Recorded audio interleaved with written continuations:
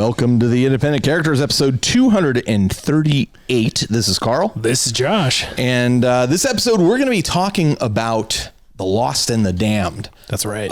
And this is a concept that I came up with for the show prior to the new codex for Chaos being leaked. And boy, was I happy when I saw what had leaked. Yeah. So I'm in a good space with that Chaos Codex, I think. And is it getting mine this Sunday? Not Codex 3.5, but now we're like 3.99. Yeah, I mean, I feel like it's got like a lot of variety to Going it. back to the future. But one of the things it does is support this kind of list. So we'll go through kind of the history of the Lost and the Damned, what they are, where they've been, when they've actually been a list. And then what you can kind of do with it now. So I expect this to be a little bit of a shorter episode, certainly shorter than last episode, which I think ran around 3 hours, 3+ hours. 3+. That was a heifer. This one will be a little bit shorter, which is good because our next episode is probably going to be a bit longer. Yeah. As we finally deep dive into the Leagues of Votann. We're going to do a show of force Leagues of Votann. Their squat history into the Leagues of Votann as we know today. We're going to have Dave Taylor on the show with us. The man, the myth, the legend. I know. Yeah. I know. All right. So I'm excited about that. Okay. So I want to throw out real quick. This episode is sponsored by Fat Lamcaster. PH Fat with a PH. Fat Lamcaster and Colin Valentine, who are two of our Patreon members, and thank you guys so much. We super appreciate it. I assume Fat Lamcaster is a guy. I should not assume. Doesn't matter. I should not assume. Doesn't matter. The money still spends. Thank you guys so much. We super appreciate all the support we're getting through the Patreon, and we owe a few things on that too. We know, so we're getting to it. So, and the other thing I just want to mention again, real quick, we are part of the Goonhammer Media Network again, so you can check out goonhammer.com. media.goonhammer.com as well to go specifically for more shows and information and that kind of stuff. So pretty excited about that. There's a wide gamut of games that are covered there and approaches to games too. Yeah, for sure. Super competitive, like which we obviously don't do. Check them out and you find somebody if that's what you're looking for. Yeah. And so we already did the explanation. I'm going down the bullet points. Already did show concept explanation, but I also wanted to go over a couple more reviews. We went over them last time. I put out the call and boy, did some people answer. So I really do appreciate that.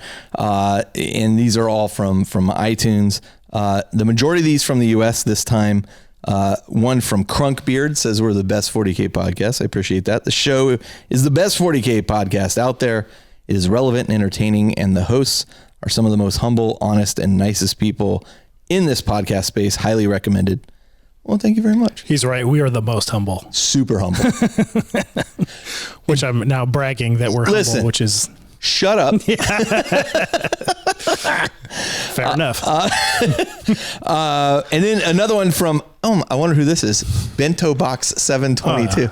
I think that's Austin Lynn. Thanks, Austin. Yeah. Good to have the show back. Short, to the point, 5 stars.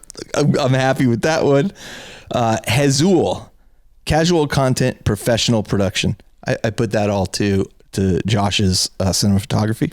If you're watching on YouTube. Hey, you run point on audio though. The Independent Characters podcast makes you feel like part of Carl, Josh, and the Independent Character Cast gaming group. Mission accomplished. Yeah, that's what we set out to do. Why you should listen. Episodes are planned out with thoughtful consideration and research given to each topic. Carl, the main host, I would say co-host at this point, prides himself on providing unique content and more often than not succeeds. You're the main host. Let's be honest. Occasionally I do not succeed. Although they would claim they aren't professional podcasters, the production quality is professional level. You truly feel like a part of their gaming group. Why you might not want to listen if you are looking for hardcore competitive content, this probably isn't the podcast for you. Agreed. Fair. Absolutely. Not gonna tell you differently. They also do not do codex reviews. No, we don't. Yep. We do show of force episodes, unit by unit tactics, etc. Personally, I feel like there's a place in the IC's podcast, in everyone's podcast rotation. I highly recommend the show. Thank you very much, Hazul. Yeah. Finch 1988. keep agreeing with each other, he says. Or they say. Long time, of course, they're Canadian. Long time Canadian listener. Pumped they are back. Highly recommend for a positive take on the hobby. We need more Carl's love of Formula One. You know, in our Discord channel, there is a channel for Formula One where we chat about after every race. So, you know, if you're into Formula One, that's the place to go. That's where it's at. If you're into nerds and gaming in Formula One, there's a Venn diagram. Venn diagram. Yeah. It's a very niche slice of this overlapping diagram. But there's something there. And then H. Griffin says the best 40K pod for non-competitive players. Totally agree again. Yeah. In the grim dark world of podcasts about 40K, Carl and Company are my go-to podcast for all things Warhammer. It's so nice to listen to a couple folks talk about the things they love in the way I love it too. They are interested in all aspects of the game and the hobby. I agree. They're not elite players, nope, or hobbyers. Well, no, I'm not. Josh is more elite hobbyer than I am. And Justin's an elite hobbyer. I read that as elitist more than elite specifically. Okay. But yeah. Justin's an elite hobbyer, I'll tell you that. Or anything else. We're not elite at anything else. All right. They're just fans of the world, the community, and the fun. I listen to a lot of podcasts about 40K, and the independent characters is easily my favorite. I super appreciate that. Thank you again, everybody who left reviews. Yeah. We really do appreciate it. It does go a long way. So, and for those of you, this is a little bit of a tangent, but if anybody really wants to hear about competitive 40K from 5th and 6th edition, let us know. Carl at theindependentcharacters.com and Josh at theindependentcharacters.com. From 5th and 6th. That was when we were playing tournaments. That's the last tournament I won was 6th edition. I never won a tournament, but I always placed middle of the pack. Yeah. And then my paint scores would kind of bounce me up a little bit. Sportsmanship. I always won sportsmanship. Yeah. Not always, but I would frequently be in the competition for sportsmanship. You were a great person to play a game against. And I did win best painted one time. But again, I got the Forge World bump for my Death Guard, and people hadn't seen it before. And the grungy Death Guard. That was it's still a good looking I still love it. Yeah. I don't need to play Death Guard anymore. Too many people play it. As soon as it was in a box set, and I was super excited. A special snowflake. When they announced that, we were at Adepticon when they announced that, and I was like, "Oh my god, yes!" And then, "Oh my god, it invalidated my entire army." Right? Yeah. I was like, crap. Also that. So anyway, all right. Well, Lost in the Dam. Let's talk about elite choice. Yes, Josh. And my elite choice here is, and I'm gonna try not to butcher this name. I practiced it a couple of times. Aditya Mahalangam Dhingra and his Ultramarines. Yes. Holy cow. Gorgeous. I love them. Shell, we talked about this. She said, "Oh, did you see that?" I said, "Oh yeah." And she goes, yeah. I didn't think you'd pick this because of the orange in it and the glow effect from the sword has a bit of orange in it. And I'm not a huge fan of orange. Like, even when I do like my reds, you don't like any of my armies. I steer clear of orange. Listen, they're painted very well. It's not a color choice I would have made. That being said, when Colin Ward painted those Eldar and he had painted that orange, that did look pretty sick. Guess what I'm painting my Eldar like? Yeah. Very much inspired by that Colin's paint job. It looked good. Yeah. So I just orange, like I'm such a finicky red person too. Like warm colors are really, but anyway, couple of things I really like about this. I really like the technique he used, which is kind of reminiscent of almost like comic book art in a way. There were a couple of classes at Adepticon on how to paint like that.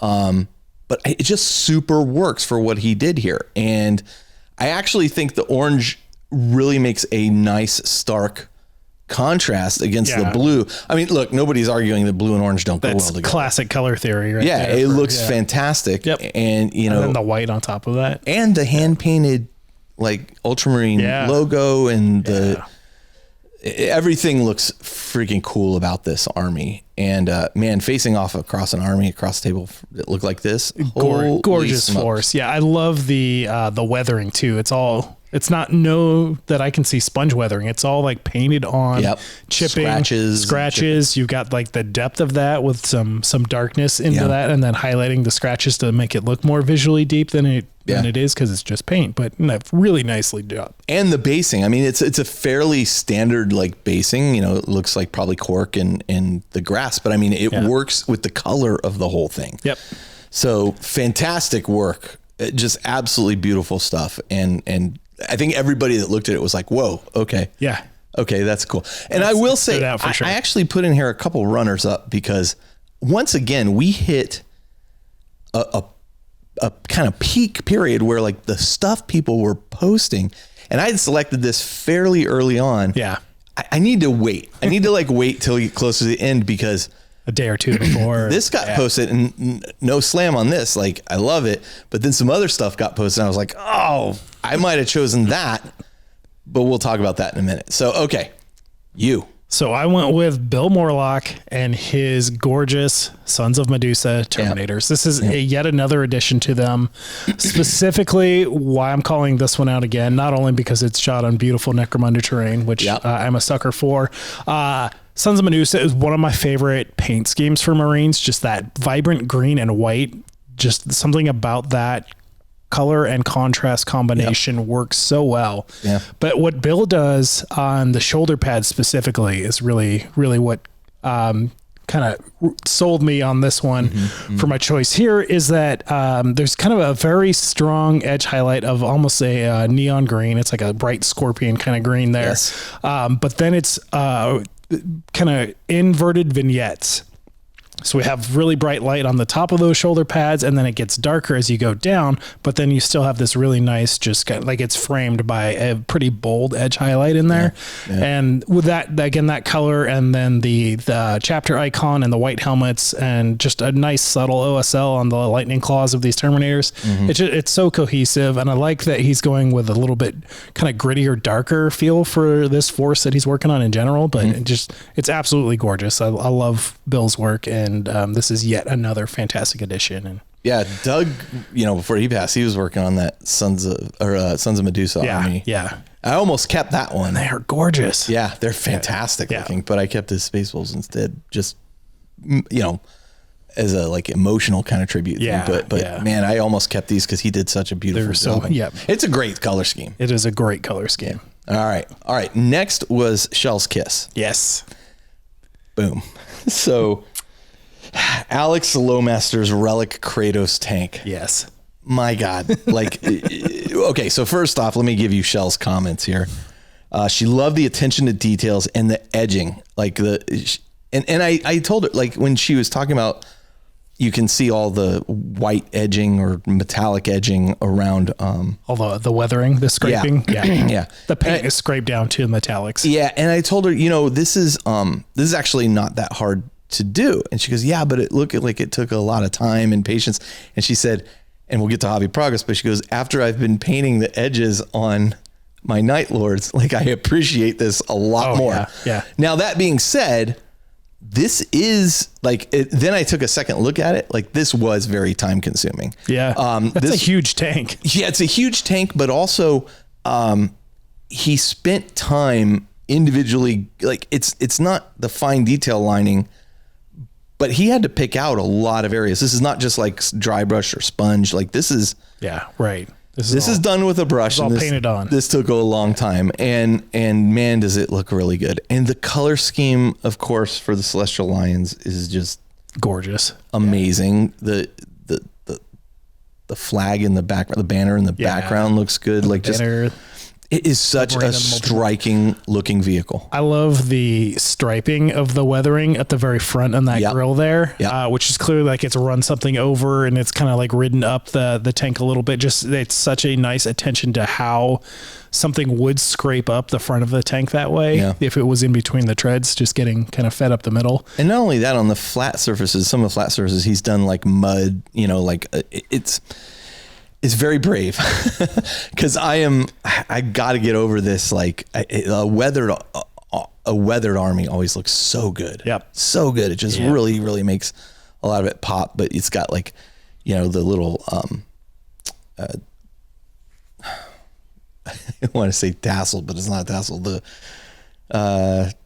what do you call it? the Purity seal. The purity seal. The long purity turret. seal coming off, blowing in the wind and like just everything is very cool about this, man. So absolutely. Yeah, Shell really loved this. She said, you should have taken creative license and gone purple and yellow. Purple being her favorite color. She said, could you imagine if a kid painted this purple and yellow? Yeah, I can't imagine a kid painting that. No, I can't. But I think now normally Shell's Kiss doesn't get a check mark towards the Hall of Legends thing, but I think this one needs to get a check mark towards that. Extra worthy. Yeah, I mean, there's just too many good looking things this time around in the group for us to pick them out. And this came out after I'd picked what I had picked, but Shell picked this separate of my choice, but I may have picked this had I seen this. So I think this one gets a check. Josh, you're tracking all worthy. So. Yep. So then there's a couple runner-ups. I don't have pictures on it, but I wanted to mention Sean McCarry's Deathwing Land Raider, which was called out by Dan Boyd last episode, but this is now completed and incredible. He nailed it. Yeah, he nailed it. I think I mentioned with Dan, like you're at risk with that unit in particular of it looking very Christmassy because it has white, green, and red. Right. It does not. Not at all. No, he nailed it. He nailed it. Paul Ives Deathwing Dreadnought also. That was a really good looking dread. Good God. That was a Ballistus, if I recall. I think it was the bigger one. I can't. Maybe it was a Redemptor. What do I care? It's not Chaos. If they come out in Chaos, I'll remember its name. But Jesus, that thing looked great too. Great looking dreadnought. Tom Garrett's Rhino. This was the Thousand Suns. The Thousand Suns Rhino. The Rubik's Cube, as he called, which I appreciate the name. Yeah, it looks really cool. I normally I'm not criticizing. I don't get critical. The one piece of it that I think he could have gone like one little more step was the headlights. He chose a pink color for the headlights. Fine, like not the color I would have chose, but it works.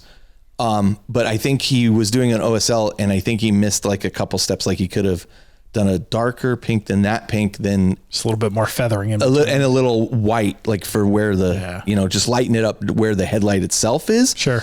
But like conceptually, I think it's cool. Yeah. Yeah. And the rest of that tank is just phenomenal looking. And then Cameron Mancini also posted a picture of a tank he was working on, and it was his first experimentation with the AK Interactive Streaking Grime. Not a sponsor, but I have not used that yet. But as I've been talking about weathering, he had done oil. I think he said he'd done oil washes before, but used this and thought it was really cool to use. Yeah. Although he said the fumes from it are pretty strong, so be aware of that. So. I've been using more of the rust effect. Jody talked about it a bit when he was talking about his Inquisitor stuff. I've used it for a couple of projects now, just those rust effects, and they smell like cancer, but they work so well. Yeah. Yeah. Just crack a window, turn a fan on, and enjoy. All right, so that's it for Elite Choice. So let's go into Hobby Progress. And Josh, I think you're starting this off. Nope, I am. Nope. This game's played, you're starting off. All right. All I really did, well, that's not true. I did a couple things, but this is for the video, folks. This is the only video I have. I assembled the Dark Commune box set and the Accursed Cultist box set. Yeah. Partially because I was thinking about this, Lost in the Damned at the time. So I got kind of excited about it. I was like, I'm going to put these guys together, These are from the big Kill Team box, or did you end up selling that and just buying the Warband separate? Oh, I had these in separate boxes. Okay. When Chaos came out, I bought kind of one of everything. Yeah. This is one set I've had sitting in a box and haven't used. The mutants of the Accursed Cultists are just awesome looking. They're so different. They're twisted. They're really cool. Couple other things I did. In the purchase area, I purchased the Blooded Kill Team, which is the Trader Guard kill team. Okay. Again, in theme with what we're doing here. Yep. I finally purchased Vasher the Archifane. I've got plans for that. I've always got plans, right?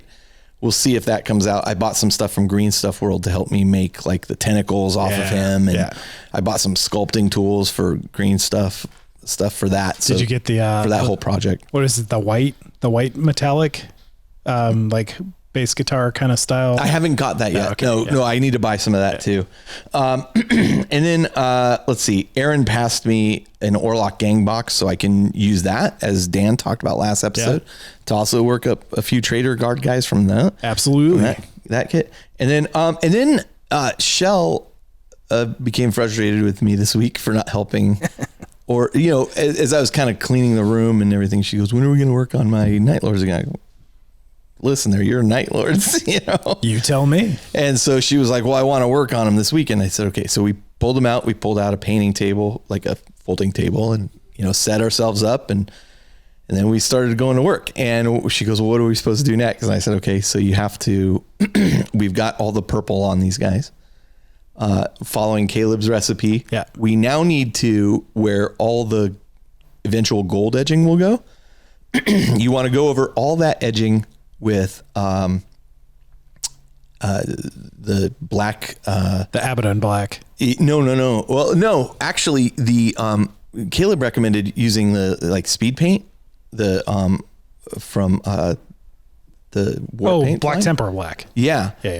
Or the black Army Painter speed paint. Yeah, the Army Painter speed paint, or the contrast black, to go over that. And this is really interesting because why do that if you're just gonna and the gold I use appreciating goes right over it just fine. Yeah. But what it does is it flows into so if you look at the edging on the Chaos Marines, it's raised. And so what this will do is it will flow into kind of the lower edge of it. Yeah. So that there's a little bit of black along the lower edge of it, which means when you go over in gold, you don't necessarily have to really work to get that edge down there. Even if you make a mistake, it's just black under it. So it kind of outlines it. As I explained to Shell, it outlines it like a comic book. It's shadowing it. Yeah. It's lining it. And that's very similar to what an oil wash would do. But since you're not oil washing, it's a great step to go. Yeah. And so we spent, an hour and a half doing that, and we got all of them done. Nice. And so the next step is we're going to move on to the golds. Yeah. And, so again, I think when we got to the Kratos tank, Shell was like, okay, I really appreciate how much time this took. And I'm like, well, and the thing is, she wants to play very much, and she wants to play that army. Yeah. And I said, okay, well, we don't have to have it painted. I will play you, and we can, but if we're going to go somewhere and play, you're going to want to have it painted. She goes, well, I want it painted. I said, okay, of course. Yeah. I said, so let's focus on 1,000 points, and then you and I can team game somewhere while we work on the rest of the army. Yeah, absolutely. Exactly kind of what you and I did. And because we can knock out 1,000 points relatively quickly. Yeah. That's a weekend. Okay. Easy there, Tiger. A dedicated. But I also told her, there's also a philosophy that Paul Rudd, handed down to me, which was, I go, how do you get all this done? He goes, I just do it an hour a night. Yep. I just work on it an hour a night. There's even a group started by James out in Hawaii, at 1 hour a night group. But if you can just carve out an hour a day or every other day or whatever, you will be amazed at how much progress you can make. So yeah, we're focusing on that. Get the troops done first. Yep. Perfect. And then move on to the next thing. Did Shell do any of the airbrushing on that, or is it? She did a little bit. Nice. She did a little bit. She's still, I think, a little intimidated by the airbrush. But I will do the airbrushing on her Demon Prince. Okay. And so I think we've got an HQ. We got two troops choices there, and then we'll figure out. She wants possessed in there, so okay, we'll do those next. But then maybe we'll throw a vehicle, or we got Terminators in there too, so maybe we just do Terminators. Yeah, and get them a vehicle like a Land Raider pretty quickly. Boom, a Land Raider that'll get you to 1,000 real quick. But now we're at 1,000 points. I can focus on other things, and she can play that, and then we can learn how to play, get your reps in. She said she wants to play 10 games before she plays with somebody else, and I said that's very reasonable. I can understand that. And then that's when I threw out, well, we could also do a team game, and then I'm right there next to you, because she gets a little stressed out about holding people up. We're all which we all playing do. friendly games that but still she doesn't want to be any the one. Any of us would be happy to play Shell. But I think if I run her through a bunch of games and we play repeatedly, she'll go, okay, I finally, she goes, it can't be 10 games over 6 months. That won't do anything for me. I go, yeah, I agree.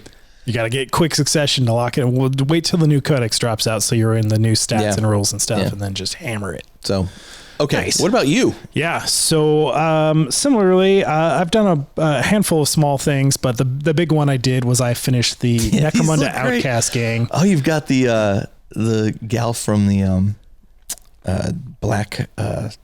That's Victoria Miniatures. So that was the. I'm talking about the one on the right in the red is from the Blackstone Fortress. Curse City. Oh, Curse City. Yeah. Curse City. That's right. Yeah. That's right. Oh, So yeah, I painted her. This is a Outcast gang for Necromunda using the Outcast gang rules. My gang leader is the Victoria Miniatures. It was the Adepticon mini. Oh, it's great. And when I saw that, I was like, this is going to be perfect. So last episode, Dan was talking about his Orlocks being in the ugly phase for a really long time. This, as you'll notice, because it's an Outcast gang, I didn't have a cohesive color theme at all. So I really, and that's intentional. I wanted to look more ragtag and kind of thrown together. So there was like 40 colors that I ended up using in this to paint this gang. So which, by the way, slows you down. It slowed me down considerably. And by and large, I was using Army Painter Fanatic paints, but I don't have a full range of that. So I don't have like the natural, the triads that they're designed to be sold in. So like I wasn't shading and then basing and then highlighting. So I had to mix my own highlights for a lot of these, which was, fine and fun. How did you find them coating and stuff? They coat incredibly well. Oh, that's cool. Yeah. The coating is really good. The pigmentation is incredible. The work time is nice. Even if you're not using a wet palette, they just stay. Did you see wet the longer. commercial that like Adam and that guy made where he was like, something about his mom? Yeah, he's like, you got paint all over your on his hands. hand. Yes, I did. Yeah, that was pretty fun. It was good. They're having fun with it. Yeah, I love it. Yeah. This looks so good. Yeah, so it's coming together. I need to do a couple of things. So I did do the proper black rim on the bases since the photo was taken. I got some hazard stripes going on the chain swords. They look good too. I'm going to add some blood effects to the chain swords and like the little hand maul and axe. We'll talk about how it plays in a little bit. Yeah. I did take them for a test drive also, as we'll get to in a minute. So that was the big thing. Since we're kicking off our Necromunda Outlands campaign next week, I needed to. Oh my God, I needed to get this gang finished. I got my gang put together. So next week. I got them across the finish line just in time. Right on. A week to spare, and I'll add the blood effects, and I'll touch up just a couple of like the eyes and things like that. They look great. Yeah, thanks. That Victoria miniature really works. It fits well, right? Yeah. And definitely, she's got good gravitas and presence, but it also ties in. And I like that she's just slightly taller than everybody else. Yeah. Everything else being the official GW kits for. But it's not noticeable. It's like she's just tall. She's tall. She's the leader. She's got big old boots on. Yeah. I do want to tone down. I'm sorry, you said big old boots? Boots. Okay. Just checking. I want to tone down the power sword glow just a little bit, bring a little bit more of the handle in there. That one went a little bit too far too quickly. I have that happen too. It's all power. But yeah, overall, very happy with how this gang's turning out. Looks great. Yeah. Thanks. Looks great. All right. Anything else hobby progress wise? I've been continuing to build my Eldar Combat Patrol in prep for the Tacoma Open. So I've got about 2 months to get this done, just shy of 2 months now. It's not long. I have the Guardians built. I have the Farseer built. I have half the jet bikes built. So I just have 3 jet bikes to build and then the Wraithseer, and then it's built. I'm taking my time, my sweet time building it, making sure like mold lines are not a thing. I really want this to be a gorgeous army when it's done. Well, then can I recommend something other than orange? No, I'm just kidding. But I am very much going inspired by Colin's. Yeah, his Eldar looked amazing. Which, since the first time I saw those, I was like, oh my God. And he used like a template on like a pattern thing on them to get for the jet bikes and vehicles. Look, are you going to try to do that? Yep. Nice. Yep. I've got all my paints. Dude. I've got my stencils. I'm ready to go for it. Stencils aren't chaos either. That's why I couldn't remember. So one of the reasons that I'm taking a little bit longer building the jet bike specifically is because the Combat Patrol has things loaded out a little bit differently than you'd probably run it in most games. So I am magnetizing all the weapon options on both the Wraith Lord and the jet bikes, just so I can have a fully WYSIWYG legal Combat Patrol, but then also run it how you're more likely to run it in a normal game. And then continuing on the Sharkadons, I've been prepping the bases. So I mentioned a couple episodes ago that I 3D printed out all the exhaust plumes for the assault intercessors with jump pack, the jump jet exhaust. The bases that I'm using have a bunch of little rivets built into them. So I'm actually having to sand the rivets off so that the jump jets will lay smooth. Okay. Just how they attach. So just been doing a little prep work on those, get ready to go there. And I'm very excited to actually get back to the Sharks and get that going. I do have a little time crunch on the Eldar, so that's going to just pull a little bit of focus for priority. But I keep playing with lists for the Sharkadons and got a couple options that I'm very excited to get across the finish line. And I think with your new Chaos Codex dropping in specifically, I think we're going to have a lot of really fun games with us. I'm looking forward to it. 10th for me is in such a great place right now. I want to play more games. I'm super jazzed about it. Likewise. You mentioned before we started recording, and we didn't mention during my hobby progress, you were like, well, I noticed you're doing all this other stuff and not doing your demon engines. Yeah, I need to, it's such a critical part of what I'm doing. I need to get them done, but I just ran out of energy for those. But they're on my painting desk. They keep looking at me, and I'm like, okay, they're close to being I have literally one leg to do for the gold trim, and then I'm done with the gold trim. Then it's onto the flesh and stuff, and so it's just a matter of your second least favorite part. But Colin gave me a really, really good recipe for that skin, but it does take some time. So I'll get to it. I'm excited to have them done, especially considering the Chaos Codex. Again, this whole theme for a list was just purely from the index cards. Right. Yeah. And then all of a sudden Chaos Codex has this really great potential demon engine. Lots of options. So I'm pretty stoked about that. Let's talk about games played. Absolutely. Josh, you played a game of Necromunda. I played a game of Necromunda. So who's that guy? Me and Craig got together and we played a game of Necromunda this was at the grand opening of Herrick Games' new location in Boulder Creek, across the street from their existing location. Oh, his new site is fantastic. So much more space for gaming, especially. Craig hadn't played a game in a couple of years. Neither have I.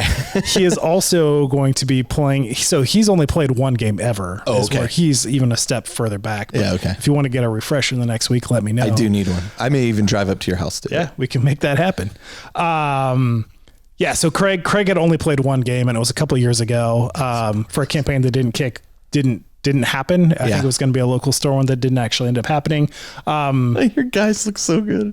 And this is before they were oil washed or finished or anything there. So you took them out for a run. So I took the Outcast gang out. So I didn't bring my Alliance, which is the Curse City, the Mind Locked Weird. She's just a psyker that get access to, but there's definitely some big drawbacks for including her. Right. One of my guys just might not be able to play in the game that is not injured or anything. It's no, he had some bad dreams. Okay.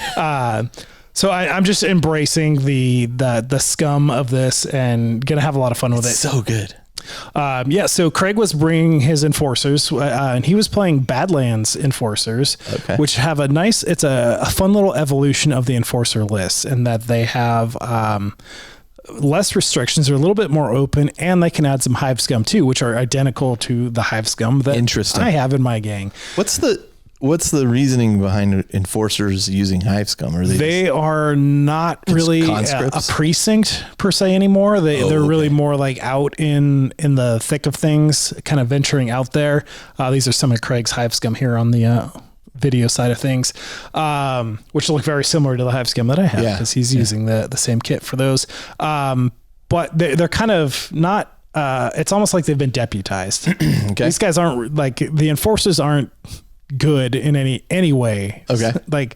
Even if you're in the city, they are working for Lord Helmlar, and they're corrupt. It's not like they're just there enforcing the law. They're not Judge Dredd. They aren't good people, period. They're all the traitor judges in Judge. Right. Exactly. Yes. Yeah, okay. Very similar to that. Pay us $1 million, we'll take out Judge Dredd. So we had a really fun game. We played It's just a little custom scenario I threw together, which I thought would be a good reintroduction to the game, where there's 3 loot crates that were in the kind of middle of the board, 1 dead center, and then 2 off to the side flanks of the middle. So we deploy across from each other, and the objective was to grab a loot crate and drag it back to your kind of deployment zone and score it that way. Because Necromunda really comes to life when you're not just trying to kill each other, you're trying to accomplish something, and you probably need to kill a couple people. Which I was talking to Craig about this. More so than even 40K, right? Like 40K has those missions but it just feels like those just feel like, oh, I got to go do this. Whereas Necromunda, it feels so personal. You're like, oh, I want to grab this and I want to. Yeah. So here we're fighting over the loot crate in the center of the table here. And you can just see there's all kinds of people are bleeding out, knocked down. It's just, for those who don't play Necromunda, a model on its side. Has one, and on its back has another. So you can be prone and pinned. You can be seriously injured. You have tokens marking flesh wounds, which you lose a toughness every time you take a flesh wound. When you run out of toughness, you bleed out and you die. But the position of models is used to indicate. Yes, it's very similar to Blood Bowl, where depending what state the model's in, will dictate a game state as well. I was talking to Craig about this because it's a little interesting, and that the way you gain experience in campaigns of Necromunda is very much participating in fights and killing people. But the way you win games isn't by killing people. So you get the experience for killing people, but you need, in order to win the game, you need to follow the objective. So it's kind of this interesting juxtaposition that games have, which is it's a really good balance if you're trying to focus on both well enough. But it makes a really fun game. It's such a narrative game. It is the closest thing to an RPG in tabletop form that I think exists, that they currently have available. And there's so many fun thematic moments. We had a really close game. One of his first shots ended up killing my leader. So it took him out of action and seriously injured a guy right next to my leader. So then I was like, oh, okay, I think that whole flank, that left flank just lost, because my leader is the only good ganger in this gang. Everybody else is terrible. But I have weighted numbers, so I have so many gangers that I was able to kind of swarm on the other 2 sides. And slowly, I went back and looked after we talked about Necromunda last episode, and I was like, oh, I have, I think, 7 guys. I'm like, I'm gonna bump that up to 8. If you, 7. I dropped one guy. 7 for Goliath isn't bad. I dropped one guy and took 2 little. If you can get 8, you'll probably be happy for that. Yeah, I think so. My starting gang was 10 here, which makes it really hard to bottle out too. Bottling is definitely a big part of Necromunda, and that as soon as you have enough people that are injured or out of action, the gang just runs away. You'll test, and you're testing. It's the number of bodies that are down basically plus a D6, and if you exceed your starting number, then your guys start taking tests to see if they run away or not. Right. So having 10 starting gangers, my bottle is like, I can't fail until I've lost at least 5 guys. 4 or 5. Yeah. Because you have to exceed. I have to exceed a 10. 5. So I have to have at least 5 guys that are either injured or out of action. Well, that's why I just give my guys hardened will or whatever. You just tank it. It's totally fine. That's right. I just have a lot of terrible guys that are very easy to kill, but I've got lots of them. So I got very lucky in that Craig actually got very unlucky in his bottle check. This is turn 2 or 3. Yeah. And then his cool checks are actually pretty high. So it's statistically unlikely that he's going to fail. And he ends up failing several of these bottle tests. So I think Craig and I should play. Yeah. It's I think end of turn 4 or 5, he had 1 guy left who hadn't run away, and then that guy ends up running away and called it. And at that point, when he only had 1 guy left, I was very easily able to grab the loot crates and start dragging them back to my deployment zones. One of the crates did explode, which is always fun, which knocks people over. And I think that the guy in the blue with the chainsword on the ground down there got knocked off the edge. Because you can fall as well. There are falling conditions. You take an initiative check, and if you fail, you fall, and you take a hit from the blast. It's way more crunchy of a game than Warhammer. Yeah, it is. But when you only have, again, most gangs are going to have 8 models. it's more depth, but you don't need to track that many things because you only have 8 models. And there's way fewer special rules, actually, I would say, than there are in I would agree. index cards now, because every unit has an ability, a leader ability, something like that. So yeah, super fun game. It was very close, lots of back and forth. It was a great refresher for me, which I'm going to need because I'll be refreshing a lot of people come our game day next weekend. But also, it's always fun, and it instantly made me want to play more Necromunda. Of course, so it did. Perfect time to kick off a campaign. So of course, yeah. And then Adon was in town here, so he and I threw down on a proper combat patrol. So I brought my Necron combat patrol out against his orcs, and I didn't realize that Don was working on orcs, but he has a very nicely painted army that Ned from our Facebook and Discord has done most of, if not all of the painting for him. Really, really good looking models. Orcs are in a really cool place right now. Yeah. I have not played a lot of orcs since probably 6th edition. Yeah. I played almost exclusively against orcs in 5th and 6th edition. Orcs are like my bane. I just can't seem to crack them. They were so hard. So I've killed so many boys, but now they're toughness 5. They're 2 wounds each. They still have terrible saves. They still hit on 5s with shooting. Boys have 2 wounds? Boys have 2 wounds and T5. Buddy. They're pretty survivable. Are they more expensive? I'm sure they are. Oh, please be more expensive. But a pile of boys is going to take some work to get through. This was an interesting game because he outshot me and outfought me. And when you're out shooting Necrons, it's a bad day for Necrons. Yeah, for sure. We have one photo in there. No, you were going the right way. I put the slide. Oh, got it. There you go. Look, who's that guy? That's Adon. So the table next to us was taking. I would like to point out in the background. Yes. This is Sky's new store. Yep. This is the non GW side of the store, and all that Games Workshop stuff, including a ton of Old World stuff sitting there. Sky is well stocked. Oh, man, I'm telling you, if you are looking for something for Warhammer 40,000, or fantasy, Age of Sigmar, whatever, and you're like, oh, I can't find this thing anywhere, please reach out to Herrick Games. Yeah. Like, he has so much stock. It was ridiculous how much stock he has. If it's not on his website, he probably has it anyways. Yeah. Now that being said, I mean, there are things that he has sold out of, et cetera, but chances are I found stuff there I was looking for. He's got it. He's selling it at a discount, just like anybody else. Yeah. So Herrick Games. The link is in our sponsors. And Patreon supporters get an additional 5% off from Herrick Games. So you are getting the best deal on 40K you can find right now. Yep. Definitely check it out. So we had a super fun game. It was really close back and forth for the first couple of turns. I took a pretty early lead on the points. We were playing one of the combat patrol missions where the center objectives, you get notified a turn ahead of time and then it disappears. Yeah. So at the end of the game, there's only 1 center objective left and 2 in each of your deployment zones. So there's only 3 at the end of the game. I was able to put some pretty decent hurt on his Killican and his boys, 1 unit of boys, but he had a 2nd unit of boys, which I wasn't able to do much to. Does this Killican have an Ultramarine logo on the front of it? It does. And I don't really know if this was, I think that actually Ned created the lore for this. Adon told me about stuff Loopy does. So the reason is that these orcs look up to Ultramarines because they think they're great fighters. So them being orc Ultramarines makes them even better fighters as orcs. They aspire to Ultramarinedom since they so painting the logo and the blue on them makes them better fighters as orcs, more tactical. That's so funny. Cunning tactics. That's right. I love it. Yeah, so a really, really fun, close game.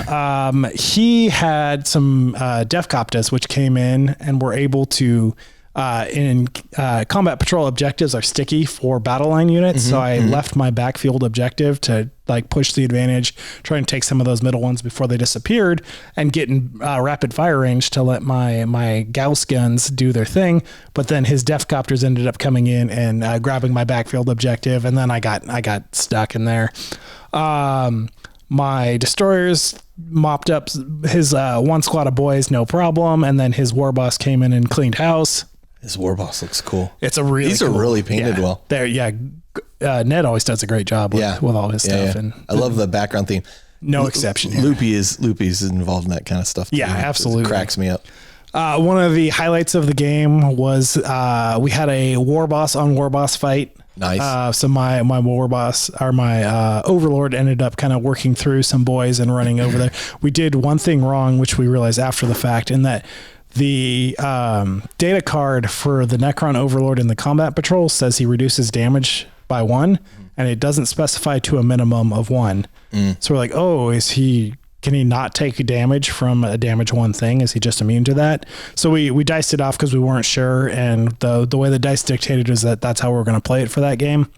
I did look up later on in the commentary. There's a rule that probably says nothing can be reduced. In the designer's commentary. Yeah. Nowhere in the book, but had a deep dive into the designer's commentary that no characteristic can be reduced less than 1, including damage. So okay. We did figure out, I did that wrong afterwards, but Adon ended up winning anyway, so it didn't matter. But we did have a really fun warlord on warlord fight. The overlord did prove victorious. But then shortly after being victorious, there was those backfield. I love it. They all have ultramarines. The Killicans coming in. So funny. Or not Killicans, the Deathcopters. Yeah. He as the objectives started disappearing and he was able to take my backfield, the points started swinging his way. Yeah. And I was running out of bodies. This is right after my overlord took out his war boss. But then, of course, Here comes the Killican. The Killican comes in and mops up my overlord. Nice. And that was a pretty solid victory for Don's. Nice. And it was a really fun game. Yeah. And it was all. This is, I guess, the second game we've been able to play in just a couple of months because we did get our game at Adepticon, also our team game. That's right. But just a really good time. Cool. Yeah. Well, I played up in San Jose at the Guild House. Yes. Where the Faultline 40K guys are playing. Yeah. I'll have to check that out sometime. It was super fun. And I played against Phil. First game I played against Phil. First game I played against Gene Stealer Cult ever. Yes. Wow, what an interesting I'm army. really curious how they play now. I haven't played against them since early 9th edition. Yeah. Well, I couldn't tell you how to compare because this is the first time I've played against them. First off, let me just say, Phil and I are evenly matched in terms of how we roll bad.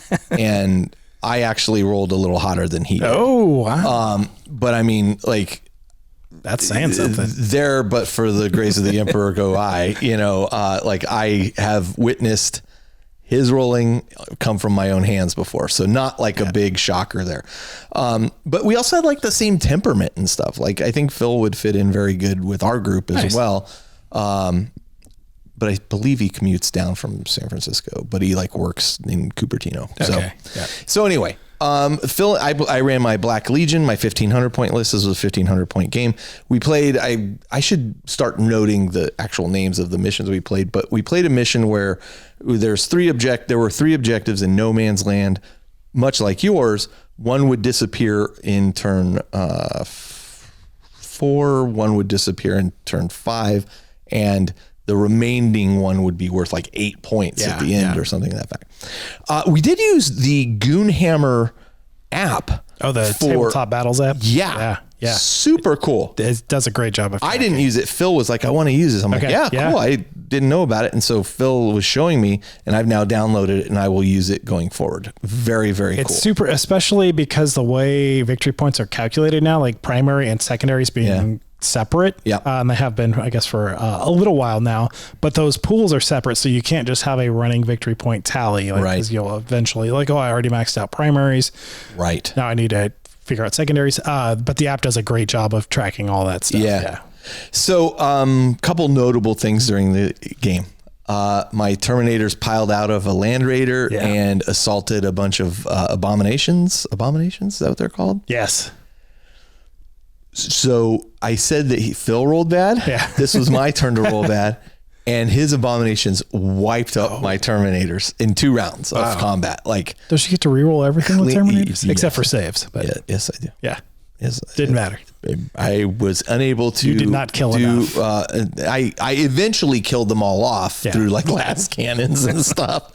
But he focused initially in the game on my Havocs, which pretty much were killed to a man in a couple rounds. And then, you know, as I kind of swept around with my Land Raider to try to take out these abominations, I was like, okay, this is going to be a problem. He sat on the objectives pretty quickly. And I was like, oh, he's starting to rack up points. And I was working on my secondary objective points. So you did full Leviathan secondary. Yeah. I think you said that. And it was, so as he's starting to rack up points, the other thing he has is some of his units can come back. Yes. Right. Right. Yeah. And the way that works for those who aren't initiated like myself is when a unit dies, he puts down an icon to represent that unit coming back somewhere on the table. Now, the thing is, if you can get within 8 or 9 inches of that icon, you can prevent it from coming back. Okay. So he told me this early on, how somebody had done this and prevented him from coming back. So I'm like, oh, file that one away. That happens in his next command phase or something? It happens. A time trigger, I'm assuming. Yeah, I can't remember the exact time it happens. Like he puts them down, but I think in like after my movement phase, they come out or something to that effect. I know I'm probably not 100% correct there. Timing is an important piece of that. And I believe it is after my next movement phase. So at one point in the game, I wipe out a couple of his units. And as I destroy the units, he puts down the marker. He's like, okay, I'm going to put one here and one here because I don't think you can get to those. And I said, okay. Can he put them anywhere? Or does it have to be close? He can put them anywhere on the board. It's not like it has to be within 3 inches of where it died. Okay. No, anywhere on the board. Yeah. And have them come back around that marker. My Demon Prince did a lot of work here. Now you know the rules for it. Holy God, Demon Princes are brutal. Yeah. And like I destroyed a Lehman Russ tank. I destroyed a unit. I destroyed another unit. This is later in the game. My Blitz drop in. You know, they fail to destroy this thing, which I thought they should have. They'd knocked it down to 2 wounds, the Lehman Russ tank. And then the Demon Prince just said, okay, well, I'll sweep over there and just finish that off for you. Love the Demon Prince. Love it. Nice. So, but the interesting thing, and this is where his 2 markers come into play, and I don't know that I have a picture necessarily of where they were, but he had set them pretty far from where I was, kind of towards the center of the board. By this point, the points are kind of swinging a little bit, but he's still in the lead. But what ends up happening is he has 2 units that are going to come back at the end of my movement phase. And he has a unit of his guys somewhat near the 2 units. And I'm like, I have nothing that can get over there fast enough. I go, wait a minute, I got this Demon Prince that can move 12 inches. Yeah. If I run, and I kind of pre-measure it, I'm like, I need to roll like a 5 or 6. Oh yeah. To make this so that I can get within 9 inches of both those things and keep both those units from returning. Yeah. My Demon Prince won't do anything else that round. But he can't charge for running, but. So I go, well, wait a minute. But that's effectively killing there's a 2 unit units, over there. And I measured out and I go, but if I charge that unit. Oh, okay. I roll 2d6 for the charge. So it's not after movement. I move my 12. Yeah. And then I charge. And I'm like, I have a better chance of charging that unit and preventing, and then I'll stay like within the, just in the inch of that unit. Yep. But if I get a good enough charge, like I can swing around the back of that unit and then be in position to stop both those things. Yeah. And so sure enough, like I move my 12 and I roll my charge and I roll like a 9 or 10. And I'm like, oh, perfect. Yes. Stop both those things from returning. I'm like, he shouldn't have told me that. But in the end of the game, it's good not to have those gotcha moments when you're playing against an army. I'm used to playing against Necrons where they keep coming back and that kind of thing. But by the end of the game, I wrap up the final objective worth 8 points, but I also score something worth 10 points. And like, I end up being able to squeak out a victory at the end. But I got to tell you, like Phil was such a great opponent. Nice. And like, I hope he had as much fun as I did, just like watching his army. And he has vehicles that they both can draw lines to your guy. You get bonuses. I mean, I'm not going to be the best to represent the Gene Stealer cult and their rules because there's a lot going on there when you've only played one game against them. But man, it was a ton of fun. And Phil was a great opponent, and I'm hoping to play him again sometime. And I'd love to play against Gene Stealer cult again too. So Good stuff. That's That was awesome. good stuff. Sorry, I was just reading the Cold Ambush rules for Gene Store. Yeah, who knows? Demon Prince did a lot of work. A Blitz did a little bit of work, not as much as I would have liked. Forge Fiend with ectoplasma cannons. Crushing it. Just rocks. Just melting faces. Oh my God. And then remelting them. Yeah. And that thing took out a couple units too. I mean, just, and the best part is like, he would knock like a bunch of wounds off of stuff. And then like my command phase would come, I'm going to spend this command point on, whatever is flesh mend, or I can't remember the power name. That basically heals me up 3 points. Sure. So like I just kept keeping them like just out of getting destroyed, and they lasted the whole game. So it was great stuff. So anyway, fantastic. Yeah. So that's my games played. That's our hobby progress. Let's take a short break. We'll come back. We'll hit the main topic of the show. Again, we may do this all in one segment. We'll see how it's going, and then we'll see where things go. But yeah, it was a great week. And I would reiterate, like, I think 40K is in such a great spot right now for me personally, that I'm super excited. Like, this is why I'm going down to San Jose to play. Yeah. And honestly, if we weren't recording tonight's the night that they play, I'd be down there playing. So I have scheduled a game next week on Thursday night to go down there and play. Yeah. And I don't remember what I'm playing against. Some other Xeno scum. That's awesome. So I burned the candle at both ends a bit in anticipation for Adepticon, doing all of my game prep for Legions Imperialis, learning how to play the game, but then also painting it all. So like I needed just a little balance, especially with the home life thing. But I'm definitely excited for more 40K, especially as summer's hitting now. My anticipation is going into the narrative up at the Tacoma Open. Yeah. That I'll be really well versed on how to play my army by that point. Absolutely. I'm so much more confident. Yep. I'm so much more confident. The book, I mean, look, I've seen the leaks, right? I couldn't help myself. I had to look. I'm buying it. So the book, I don't think changes a whole lot that really impacts me. I do like that they're changing the way the dark packs work. It works against me slightly, the change, but I mean, not horribly. Is basically you have to make your dark pack roll before your attack. So you could potentially lose guys before you even get to shoot or attack or whatever. But I make liberal use of those dark packs. I don't care. Sacrifice. Yeah. I don't care. I use them all. Got to pay to play. I love it. Nice. I love it. So, it's thematic. Yeah. That's cool. So, all right. So we're going to take a short break and we will be right back.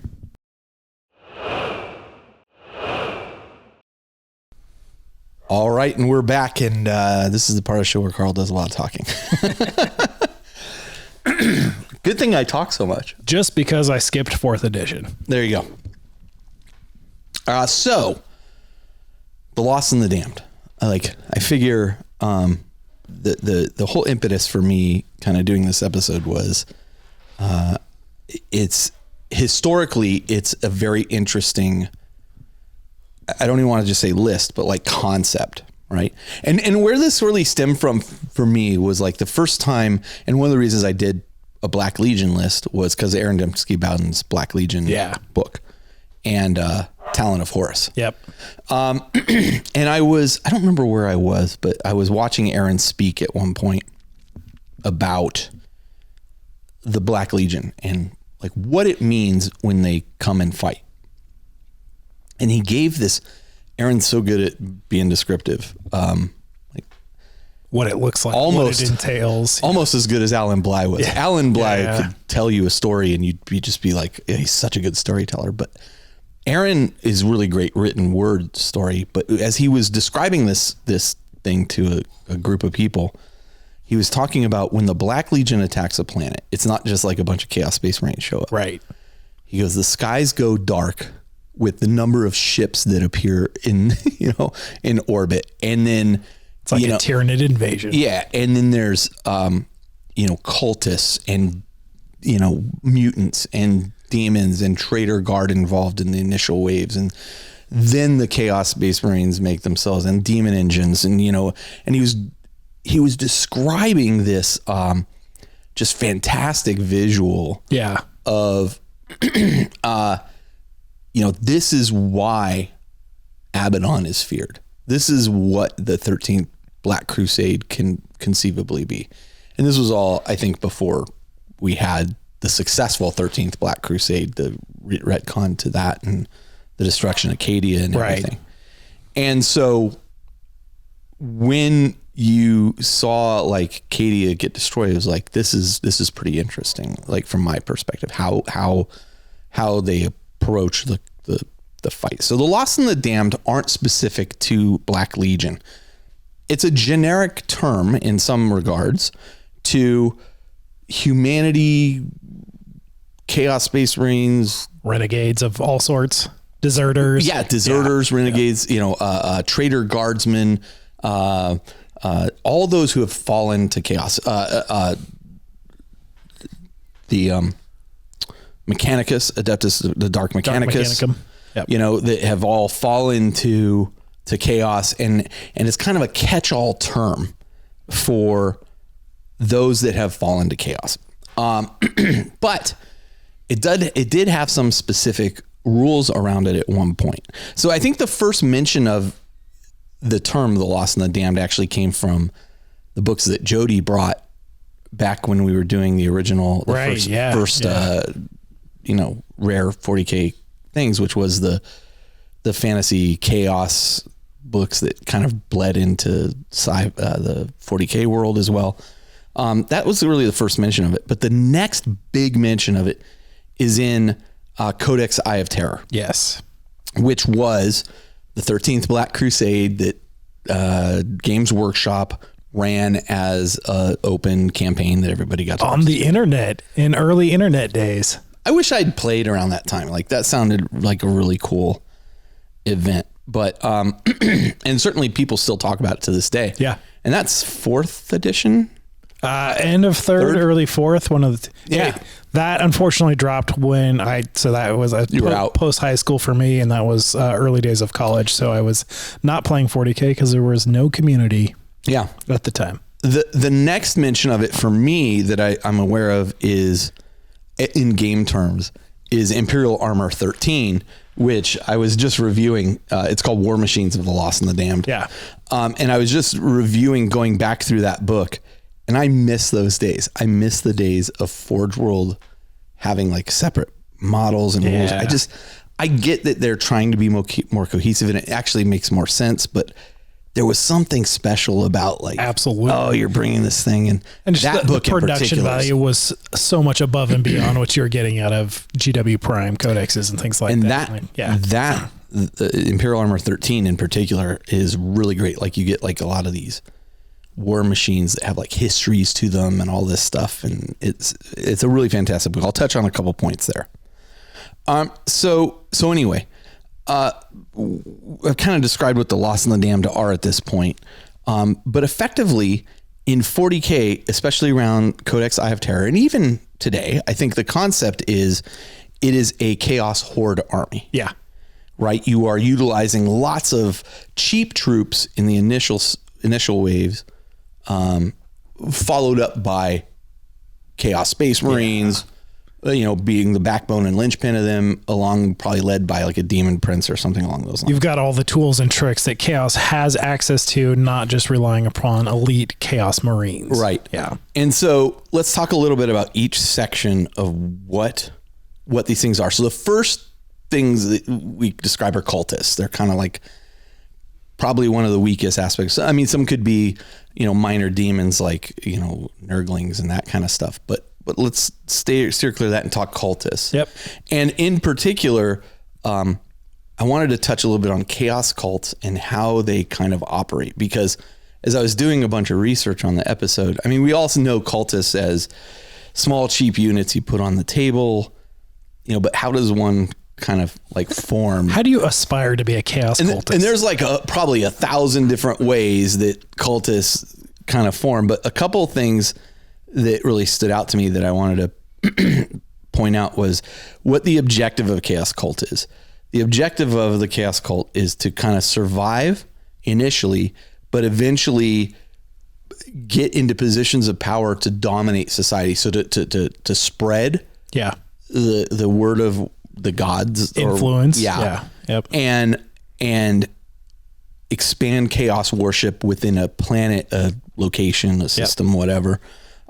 Sacrifice yourself for demons as needed. Right. Be the gateway. And this is why, like, the Inquisition and, everybody is so, like, trying to find, like, the seeds of where this starts. So they can stamp it out before it begins to spread. They'll generally be very, clandestine, right? They'll be secret. They'll be operating initially in secret. Right. Yeah. And I think a lot of times we think about this as like, oh, they're just the dregs of society. Oh, necromancy. Oh, they'd probably flourish down in the under hives. And I'm sure they would. Sure, but what are they going to achieve there? Yeah, right. Like not a whole lot. And so one of the really interesting things as I was doing this research that came out, it was like extreme political organizations. Oh yeah. Are ripe for chaos cult like takeover. When you think of cultists, we think of these like poorly equipped guys on the table, but chaos cultists themselves could be influential members of power that may honestly institute themselves through just political means into a situation and be able to take over a planet. Yeah.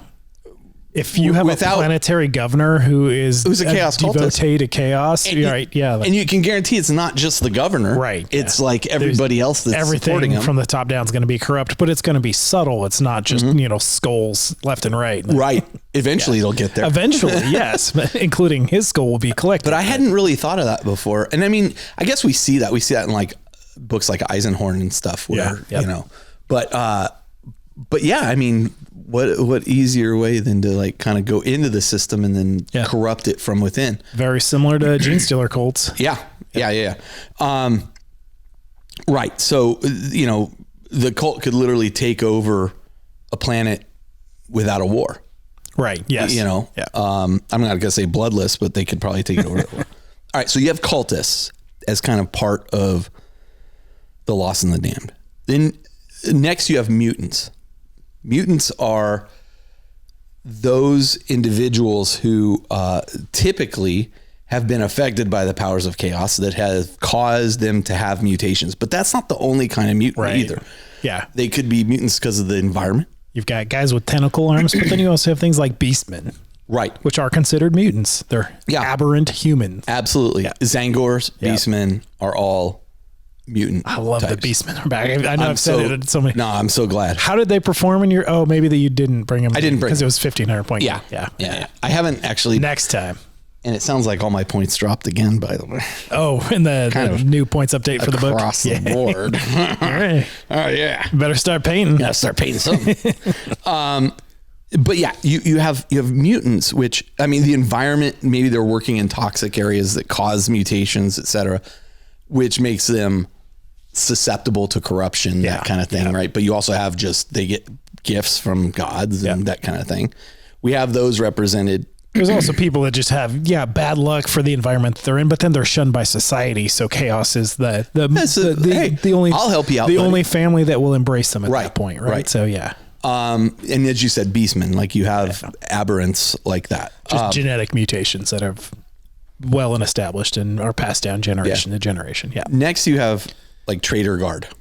And what's interesting is in the Lost and the Damned, the War Machines of the Lost and the Damned book here, they actually had, I was so excited when this book came out because there is in this book rules for renegades and heretics. Nice. How to run a Traitor Guard army. And boy, I hope they... In what, 9th edition was when that? This was maybe 8th, 9th edition. I really hope they look at a lot of this. And how this was done when they hopefully do Traitor Guard for 40K, because this book really nailed it, and it allowed you to use suddenly, a bunch of this guard equipment and just be bad guys. Which makes sense. I'm kind of scared if they come out with a Traitor Guard army or rules for it, because I feel kind of like the Sisters of Battle. I was like, if they ever come out in plastic, I'm going to totally do it. You pretty much have to at this point. I'm going to. Yep. Examples of this, the Blood Pact from Dan Abnett, right? That's a fantastic Traitor Guard and kind of just cultist organization, but they're more guard leaning. There are also I kind of put them along with Traitor Guard is Dark Mechanicus. Yeah. Right. Though they can be more the backbone of a chaos like incursion. I mean, they're providing all the material. I feel like they always have more of a specific agenda. Yeah. Yeah. Like there's a couple in this Imperial Armor 13. There's this section about the Dark Mechanicus, and there's this thing called the Hell Forges of the Dark Mechanicus. Okay. Yeah. And I just wanted to read one of these. Please do. To you, because there's probably 24 examples, 20 examples of various Dark Mechanicus. We're all here for story time with Papa Total. Okay. Crucible Omega. Certain lords of the conclave, and this is written from an inquisitor, Inquisitor Verily Wrath. Certain lords of the conclave have long posited the existence of a domain of the fallen Mechanicus beyond the boundaries of our realms, some believing it a forge world long predating the Age of Strife, which is never contacted during the Great Crusade. Huh. Various legends have surfaced of a world of crippled hellsmiths that prostrate themselves before a cyclopean machine altar, sending up venerations in sonorous binaric cant that echoes weirdly through the Empyrean, the warp, and can be perceived by our warp seers when the titles of the Sea of Souls rage especially strong. Excuse me, tides of the sea. It's small and it's a good, okay. Tides of the Sea of Souls especially strong. I have recently learned of a Phenomite cell whose unhallowed master believes the Crucible Omega very real indeed, and that the altar its population worships is in fact a functional standard template construct system. I have mobilized all available assets to ascertain the current status of this group of adversaries and recommend the convocation of the conclave at the earliest opportunity to debate this matter further. I mean, imagine that, like, you have a standard template construct that is now corrupted by chaos. Yeah, and like, right. What is it putting out? Right. And just a forge world that has been off the grid for millennia has fallen into the hands of evil. Yeah. So it's stuff like that like that's pretty cool. really appeals to me. And like, here you have like these guys, the Dark Mechanicus are the ones that are basically creating demon engines and, you know, the vehicles and things that, you know, are corrupted that all of the chaos forces are using. I love that concept as well. Absolutely. So God help me if they come out with Traitor Guard and Dark Mechanicus. I may have to get rid of an army if that happens, and then you can just lean into chaos at that point, just fully embrace. As if I haven't already. Yeah, no, you have. But so anyway, you know, there are lots of stories where, and honestly, throughout Black Library as well. There's this Word Bearer series. I think it's called Dark Apostle, if I remember. And it details this fall of a planet, and this guy who is he ends up being like a chaos worshiper, but he doesn't think he's a chaos worshiper. And it's like, it's a really interesting like story about his degradation into this, where he's like been captured and he's forced to work on this thing. And I think they've like sewn his mouth shut and all this stuff. And, you know, they're detailing out like the work he's having to do for the word bearers and all this stuff. And it's just horrible. And sounds pleasant. And he's constantly trying to like, you know, figure out how can I get away from this? And then like, I think the Imperial Guard or like the Space Marines show up at a certain point, and he like basically is running at him being like, no, I'm not on their side. And they're like, Jesus, look at this chaos guy. He's like, corrupted. Put him down. They got him down. Yeah. And like, he's so far gone at that point. Like, he doesn't realize just how bad he looks. I think at one point he's like laying there and he sees his puddle, his shadow, his reflection in a puddle or something. He's like, oh my God, what have I become? Yeah. You know, so it's that kind of thing that really appeals to me about this. That's so fitting in all the ways. I talked also during the collection, you know, the rare 40K materials, a couple episodes ago, the first one about the Sabbat Worlds Crusade book. That book in particular details out the Blood Pact and how they operate and how they work, and talks also about, how occult and then the chaos forces like expand and go beyond just Traitor Guardsmen to now Chaos Space Marines and demons and all that kind of stuff involved. So, so when we talk about, and so then of course, like the next echelon in the Lost and the Damned is the Chaos Space Marines themselves. Yes. And this can be from any kind of real Chaos Space Marine chapter. It is probably not typically like just a, renegade so much as these are like full-on heretics. Although renegades may be using slave labor and that kind of stuff as well. Yeah, absolutely. Yep. But when you're truly talking Lost and the Damned, you're talking even loyal chapters of Marines still have slave labor. Like 40K is not a great place to be. But I think when you're really talking the Lost and the Damned, you're talking about the full-on Traitor Marines coming from the Eye of Terror. What was the Eye of Terror, and now is the Cicatrix Maledictum. The Long War veterans. Yep. So, and then beyond that, you have demons, right? They're pulling in, they're summoning demons, et cetera, et cetera. They may be led by a demon prince, the full 9 yards. And so, and then even beyond that, you have now Traitor Knight houses. Yeah, right. Right? Yep. So you have knights walking on the field, and then even going beyond that, you probably have traitor houses of Titan Legions, right? So, I mean, it runs the full gamut, and that's kind of what we're talking about with the Lost and Damned. Like it's this mad mixture of everything, but really the font of it is probably half of it is all just chaff. It's the Swiss Army knife of chaos. You're throwing at stuff, yeah, and so. I want to talk a little bit about how they were represented in the Eye of Terror Codex. Yeah.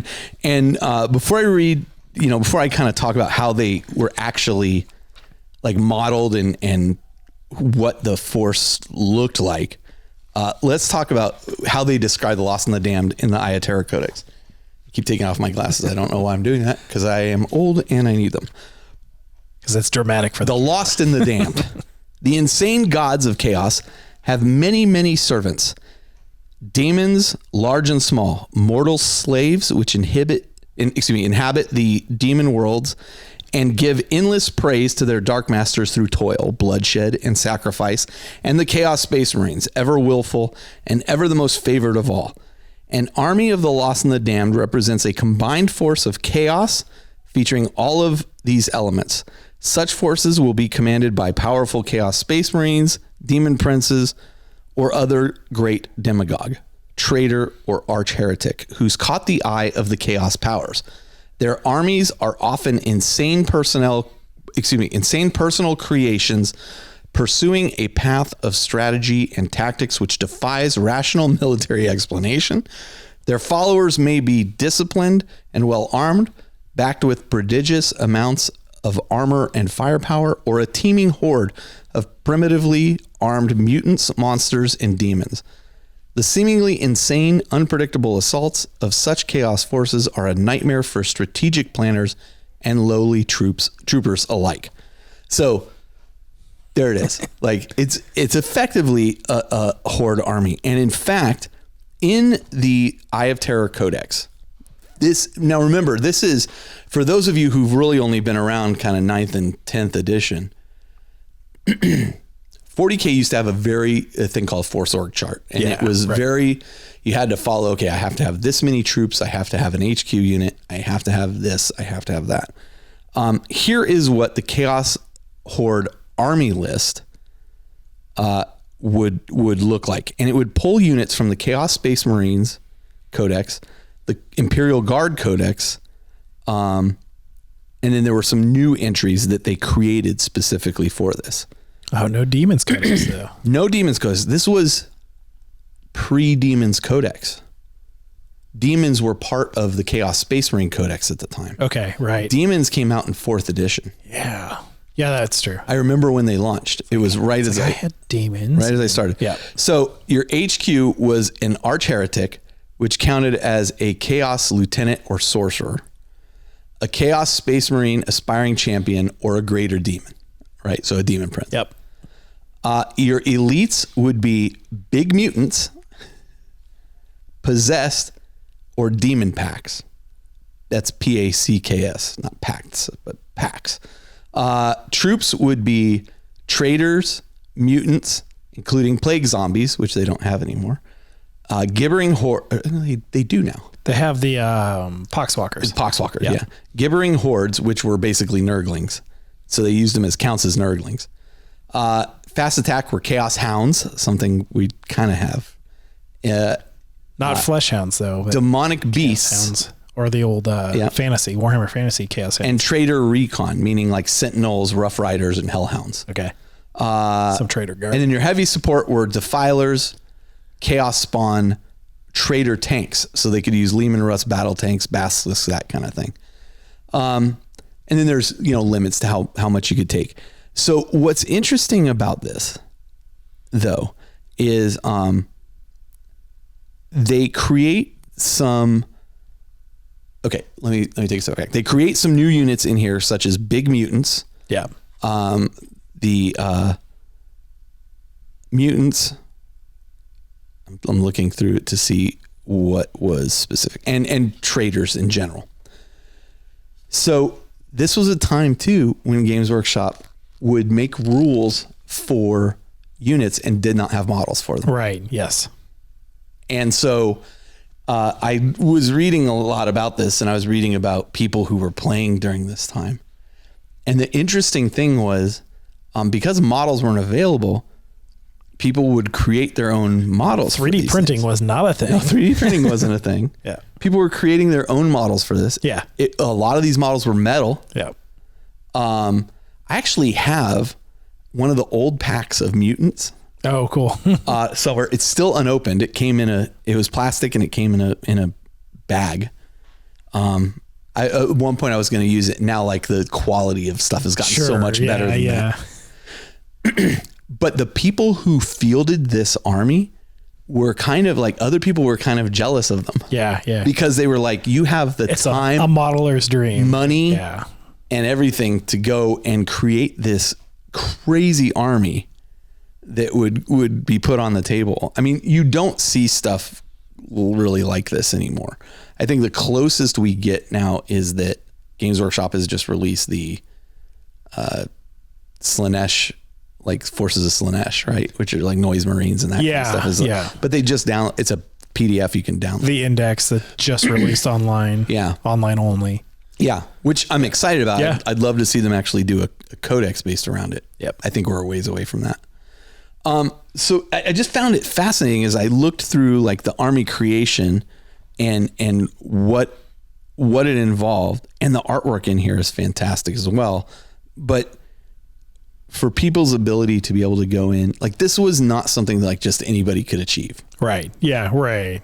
Realistically. I mean, to bring it all together, like to really take advantage of what that list has to offer. Right. Like, it's a chaos army. It's a guard army.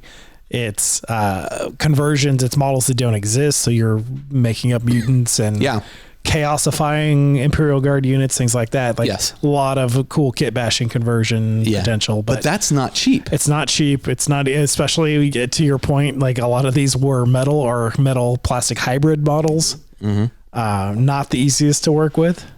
I cannot imagine, like, cutting the head off one metal model and putting a different metal model head on. Like, you need a saw. You need tools to do. Yeah, but I mean, but then you need, like, green stuff. You actually have to sculpt that green stuff to get in. And, like, plastic glue just melts things perfectly now, where before it was a process. Yeah. And so I just feel like it was really an interesting. It was an interesting heyday for Games Workshop for 40K at the time. Yeah. Something got lost in the lawsuit that Chapter House Minis. Right. Listen, like, you can think of Games Workshop as the villain in this situation if you want. Sure. I mean, have they stretched their IP to the ownership of things like Space Marines or, things that maybe they don't own? Yeah, I'm not going to argue that point.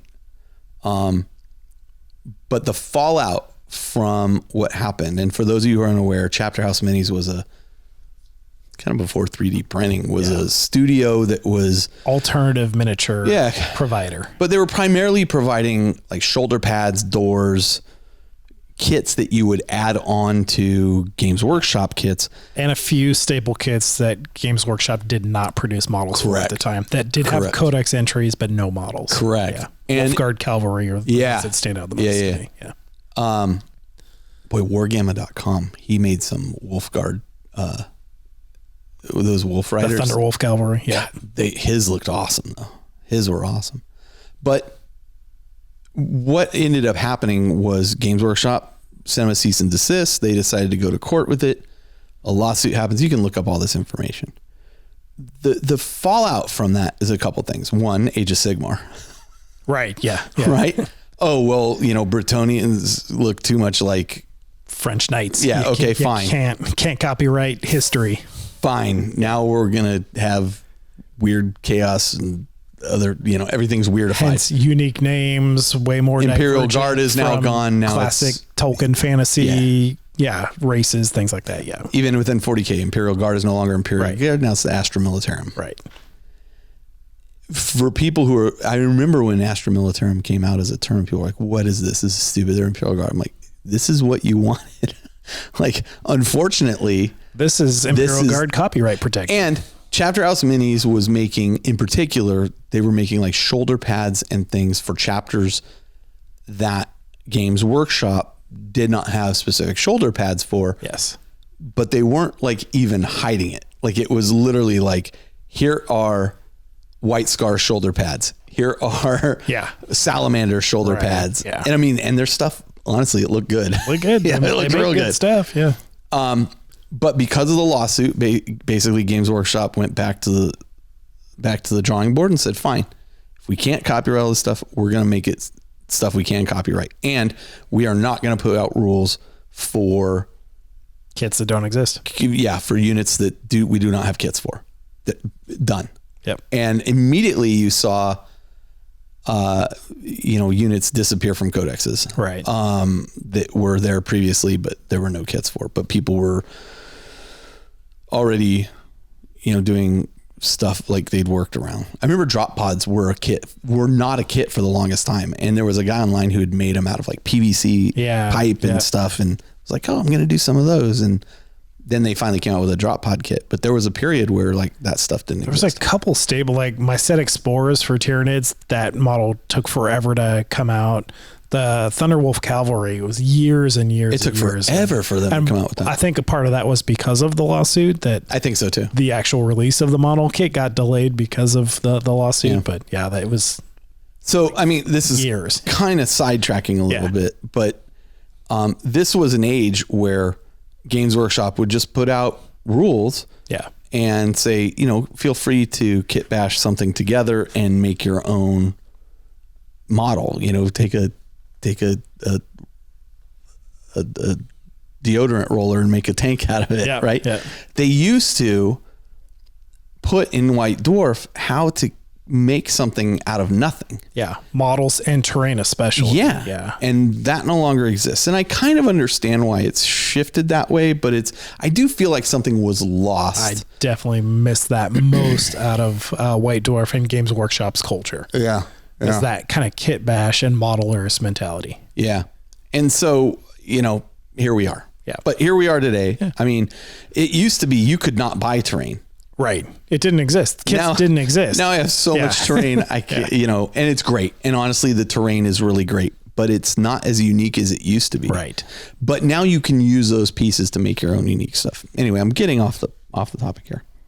So anyway, my point is, rules were made, models didn't exist. People made this army, and much like earlier in the episode where I was talking about how I won my best painted with my Nurgle Forge World stuff, like I'm sure these people would go to events and people would be like, what? Oh, yeah. I've never seen anything like this. Like, this is nuts. Very few armories at the time had the potential to have this kind of conversion work or variety of things or scratch building and it was specific to this codex, the Codex Eye of Terror. Right. Yeah. It wasn't even, it's so thematic, much like the Imperial Armor 13. Like, it has the rules for Renegades and Heretic Trader Guard. It's like there was nowhere else. You needed it there to play it. So again, I mean, is it good for the game that everything kind of condenses? One would argue, yes, it is. Is it still kind of disappointing and sad that we've lost like a certain amount of like the uniqueness and creativity? Yeah. Yes, that can be true as well. Both these things can be true. I think the game and the culture, whether it's the company culture or just player culture, like the game is more focused and more competitively minded, or it's designed to be. It's certainly designed in such a way that it can have a more tight-knit competitive feel. So you're going to lose a lot of that kind of extra curricular flavor and the things that are more out on the peripherals that are really cool and unique and have just really cool like story appeal, but they're, in particular Forge World stuff, right? Absolutely. I mean, Forge World doesn't exist as a thing anymore. You can go to forgeworld.com. It takes you right to Warhammer. Right to Warhammer.com. And so many of those units are legends now. Yeah. And this is the other thing. I mean, I remember if you were to go back and listen to some of our early episodes, we were talking about Forge World and using Forge World in games, and that was like controversial as well. Oh yeah. Right. I don't know that a Lost in the Damned list was controversial to use at that time, but using Forge World was a thing where it was like, do we ask permission to use a Forge World beforehand? Blah, blah, blah. I mean, that was kind of our general consensus. Hey, I'm going to use some Forge World units. Do you have any problem with that? No, I don't have really any problem with that. And I remember putting a stake in the ground and saying, I think 5 years from now, it's not Forge World in games is not even going to be an issue. Like people won't even think about it. And for a while, it actually that came to pass. Yeah. The LVO guys were using Forge World units in their stuff. And the ones that still exist are just part of indexes now. Yeah. Yeah. So, I don't know. It's definitely scaled back. I love the legend stuff. I know. Yeah. It hurts my wallet and my, and my heart a little bit. So anyway, okay. So that's where it stood. It was kind of in this unique space, right? And this got me thinking, and then again, this was before the codex got leaked and I saw pictures of it. It got me thinking, how would you represent the Lost and the Damned in 10th edition? Yeah. Like, how could you do that? Lo and behold, the codex comes out and there is the Chaos Cult detachment, which is effectively the Lost and the Damned list. It's designed to use cultists. It's designed. And if you look in the entry, now you have Trader Guardsmen in the entry, which, I mean, I bought a box of them just because of it. They're a kill team box. Yeah. The models are fantastic. Yeah. I think most of the models are from Blackstone Fortress. I think they are. Yeah. Yeah. Makes sense. You can't use any guard vehicles, which is just one, unfortunate, but fair. Give me one. Give me like a troop transport. Like that would be super cool, right? Just thematically, it would be cool. Gotta have what's the Hellhound? Yeah, I figure you just take a Hellhound, call it a Rhino. Yeah, Chimera. Yeah, or a Chimera. Excuse me. Take a Chimera, call it a Rhino, and just throw a Rogel Dorn in there for flavor.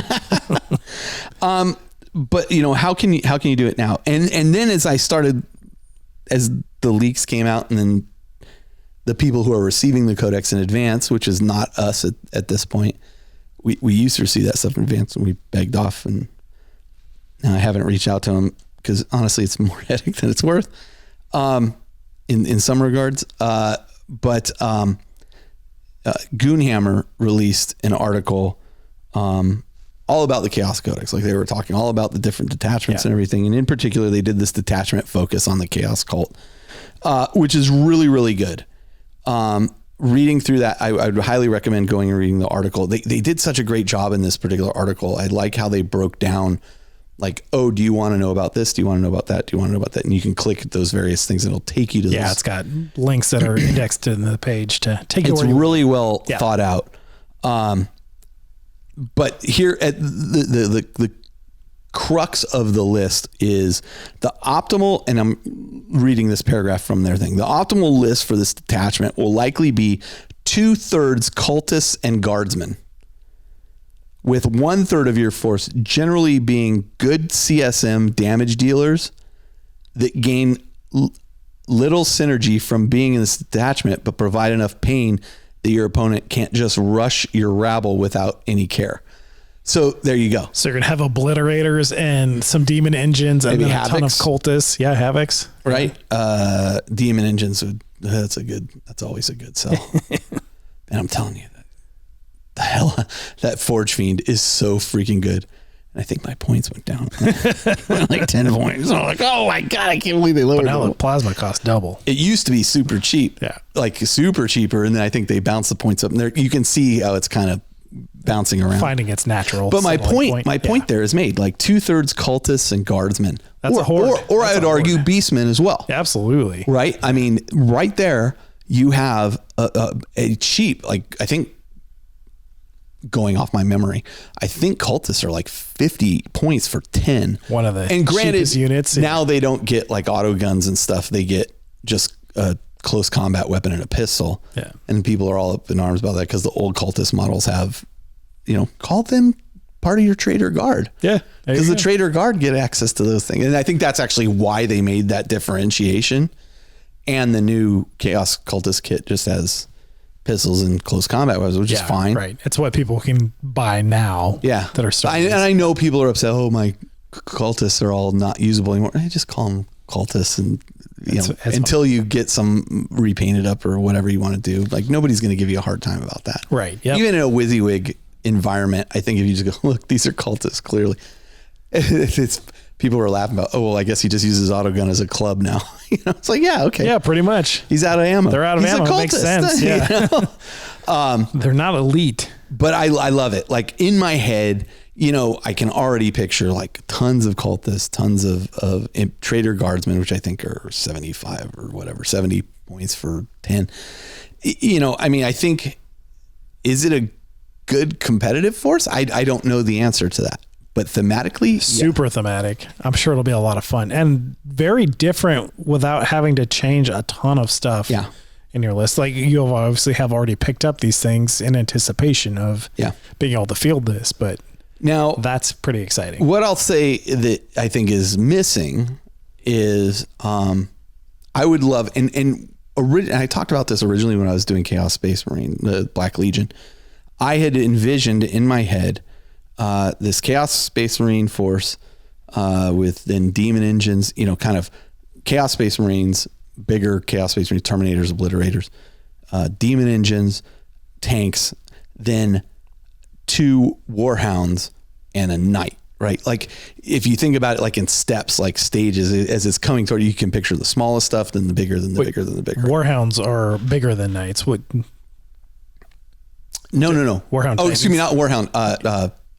War dogs. Okay. War dogs. Yeah, I figured you were meaning something else. Thank you for correcting me. Yeah, War dogs and Knight. And I have this Chaos Knight that I was going to be like, okay, there's Chaos Knight and these 2 War dogs next to him, and they kind of, act as he does.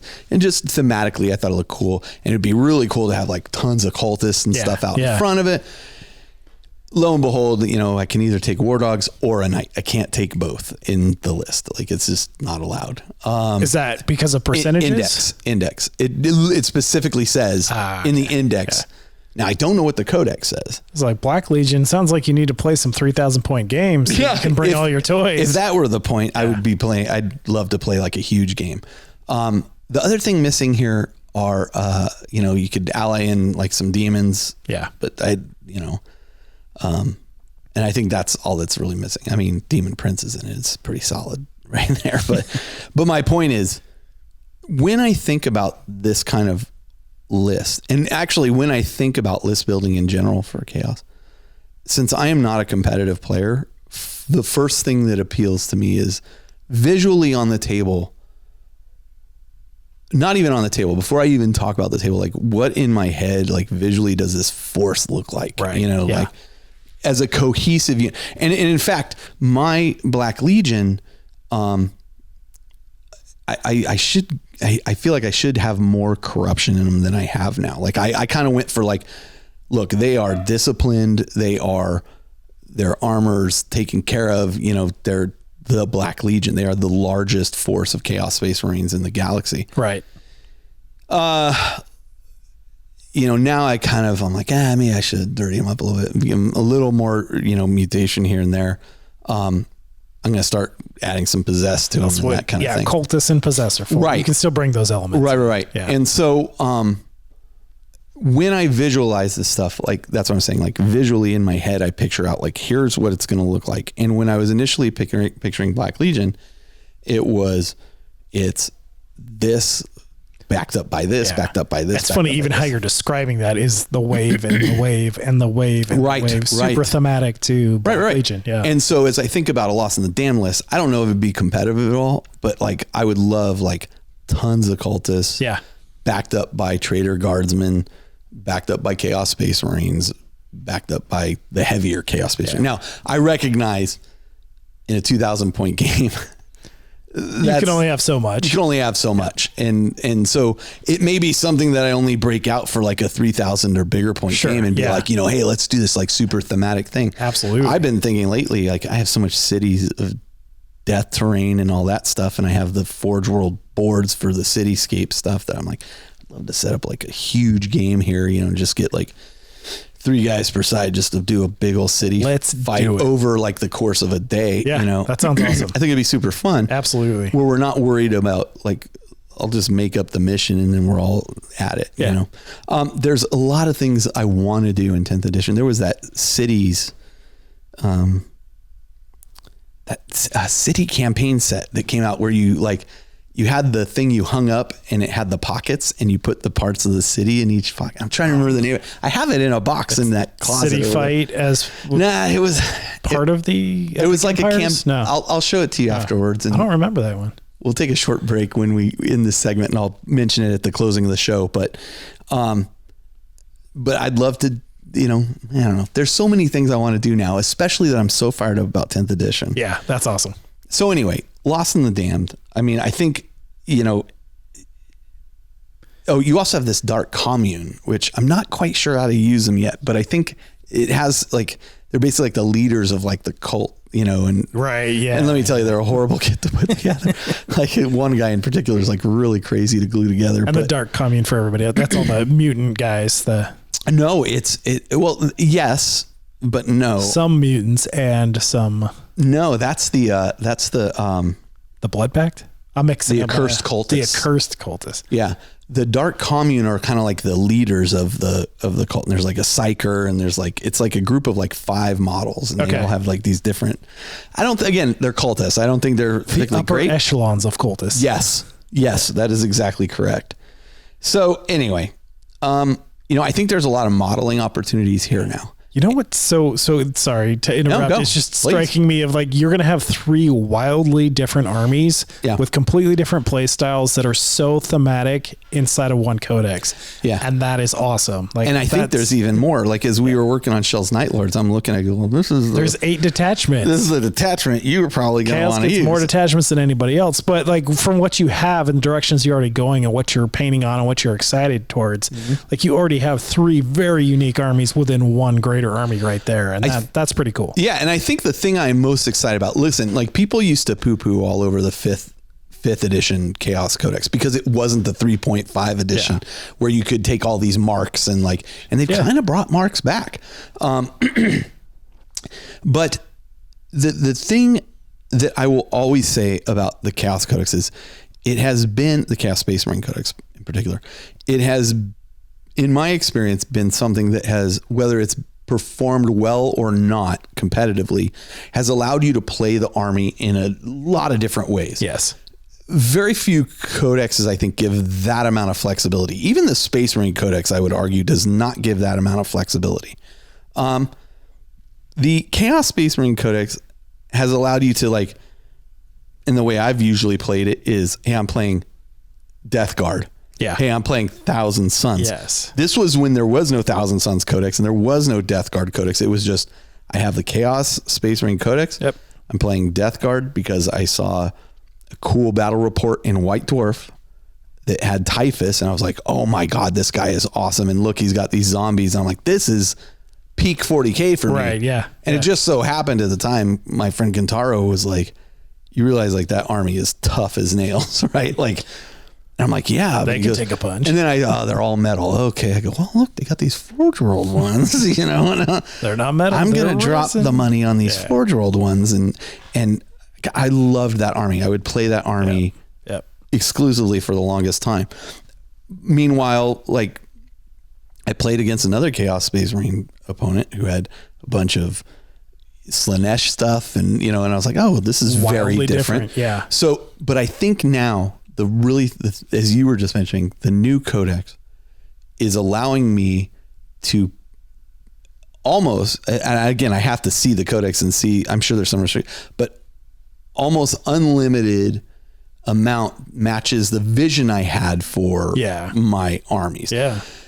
That being said, I don't know that I can have a knight and this and that and, what have you in one force. But, fine, but it does get me very close. Hey, figure out whatever that is when you're ready and we'll make it happen. Well, the way legal or otherwise. The way we do it is we go, well, I'm going to play, let's say we were going to play a 3,000 point game, and I'll just go, well, I'm going to play a 2,000 point army and a 1,000 point army. There you go. Yeah. And they are not, they don't benefit from each other. They play effectively as two different armies. Amongst us and friends, like nobody's going to have a hard time. Totally with that, fine. Yeah. Or, hey, I'm going to play a 4,000 points and I want to use this. Okay, cool. Hey, I want to use this. Yeah, go for it. Yep. Yep. We'll make it happen. I easily have 5,000 points of Necrons. So. Yes, I know. So we'll make whatever size battle you want to have. And so my point there though, is that like, and actually this touches on another interesting point, which is, and I'll explain it this way.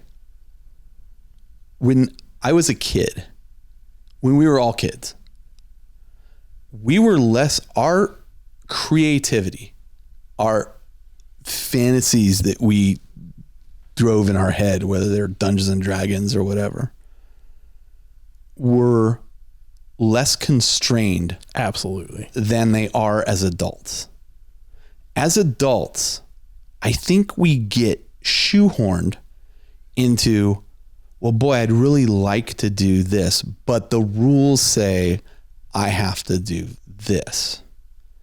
And the rules are there for a reason. I'm not saying that, but I'm saying as adults, we actually have probably a better comprehension for how we could balance that out for the other side of the situation. Make it fun for both people. Yeah. Hey, I really want to run I want to run Chaos Knights. You know what?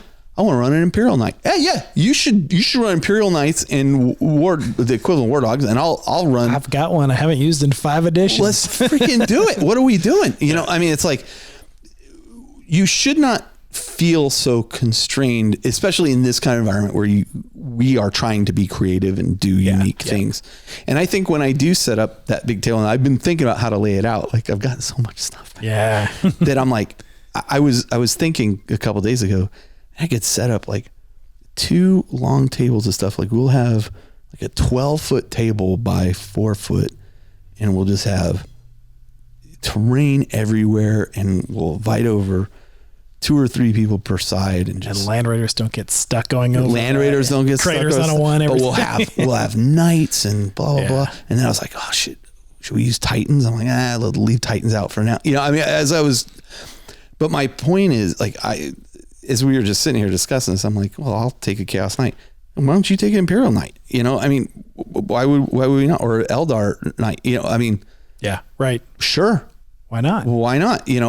Let's make a got all the thematic big toys that, as long as it's thematic, right? Absolutely. Like let's keep it within the realm of this is, whether it's Necrons or whether it's, hey, I always wanted to do this and it kind of breaks the rules. Yeah. Okay. Yeah. Let's see how I think that's a great thing about 40K, right? The main game is obviously geared more towards competitive play and being tighter and balanced that way, which doesn't hurt. Right. Like, that keep gives going. you I'll finish that and I'll so that gives you a really good jumping off point. Right? Yeah. You have this great foundation of a game that is relatively balanced, fair, and thematic at the same time, but there's nothing to stop you from making that your own. If you want to do a special scenario or incorporate certain units for a game, like obviously have the conversation, don't just spring it on somebody, but right. Like to your point, like we have as adults wild imagination that is largely unused in our day jobs. Yeah. So we have all this energy that we can put into this, and we have, I think, we've obviously been playing games a really long time, know a bit about game design just secondhand, even if you know nothing else about it, you know it secondhand from experiencing it so much. But you have really good tools in your pocket to bring those two things together. Like bring those, the kind of base set game, and then how to expand that, how to make it your own, how to put your twist on it, but with a lens of how do I make this fun and balanced for everybody. And if the theme is unbalanced, like go for that too. Like you can lean into that and then find ways to. I mean, this would be the time to break out Legends units. Yeah, absolutely. Right? Like, hey, you know, do it. You know, I really want to run this thing and it's a Legends thing. Yeah, bring it. You know, I think, and you made a great point about, you know, the focus is on balance and on competitive play. I think it is, which is interesting because the majority of people don't play that way, although it is the easiest way to play because you both rock up to the table knowing the same, hey, that conversation's been had. A and B, right? Yeah. One person made an argument, like there's always this argument about narrative versus competitive and blah, blah. And one person made a point that I was like, oh, that's a really good point, which they said, having a tight competitive rule set doesn't hurt the narrative game at all. No. But having a loose, unbalanced, narrative focused rule set definitely hurts the competitive side. Absolutely. Yes. And I was like, that is the best argument I have heard for the direction that the rules have taken. Yep.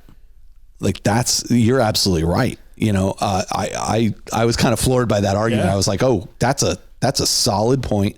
All right, point to you. You know, and in my opinion, the only thing, and this is just because I've been playing since 2nd edition, like the only thing of 10th edition that hurts the narrative is throwing out the force organization chart. Yeah, like a little bit. It's so open now to the point where gamers are going to lean towards those more effective units. Yeah, and then there's this at the cost of some narrative theming and like. But now there's like this obscure, like no nonsense, no rule. Makes no sense rule about, well, you can only take 3 of, okay. I get that. That's a balancing unless thing. It's battle line, then you can take 6. Okay. Sure. Yeah. Okay, cool. I agree with you a bit there. I'm still okay with where we sit at the moment. I love 10th edition. I am not knocking it all. Like I think agree. It has the potential to be the edition I have more fun with than any other since 8th edition. And I really enjoyed 8th edition. Played a lot. Until it became bloated, right? 9th, I don't understand what they did again. Why they did that again. And who knows? A couple years from now, we'll probably be right back here saying the same thing. We'll see. But that being said, like the Lost in the Dam just spawned this idea in my head of I would love to field like just tons of chaos stuff and you know, I'm not talking like apocalypse level, but I mean, we'd all have a lot of points on the table. Yeah.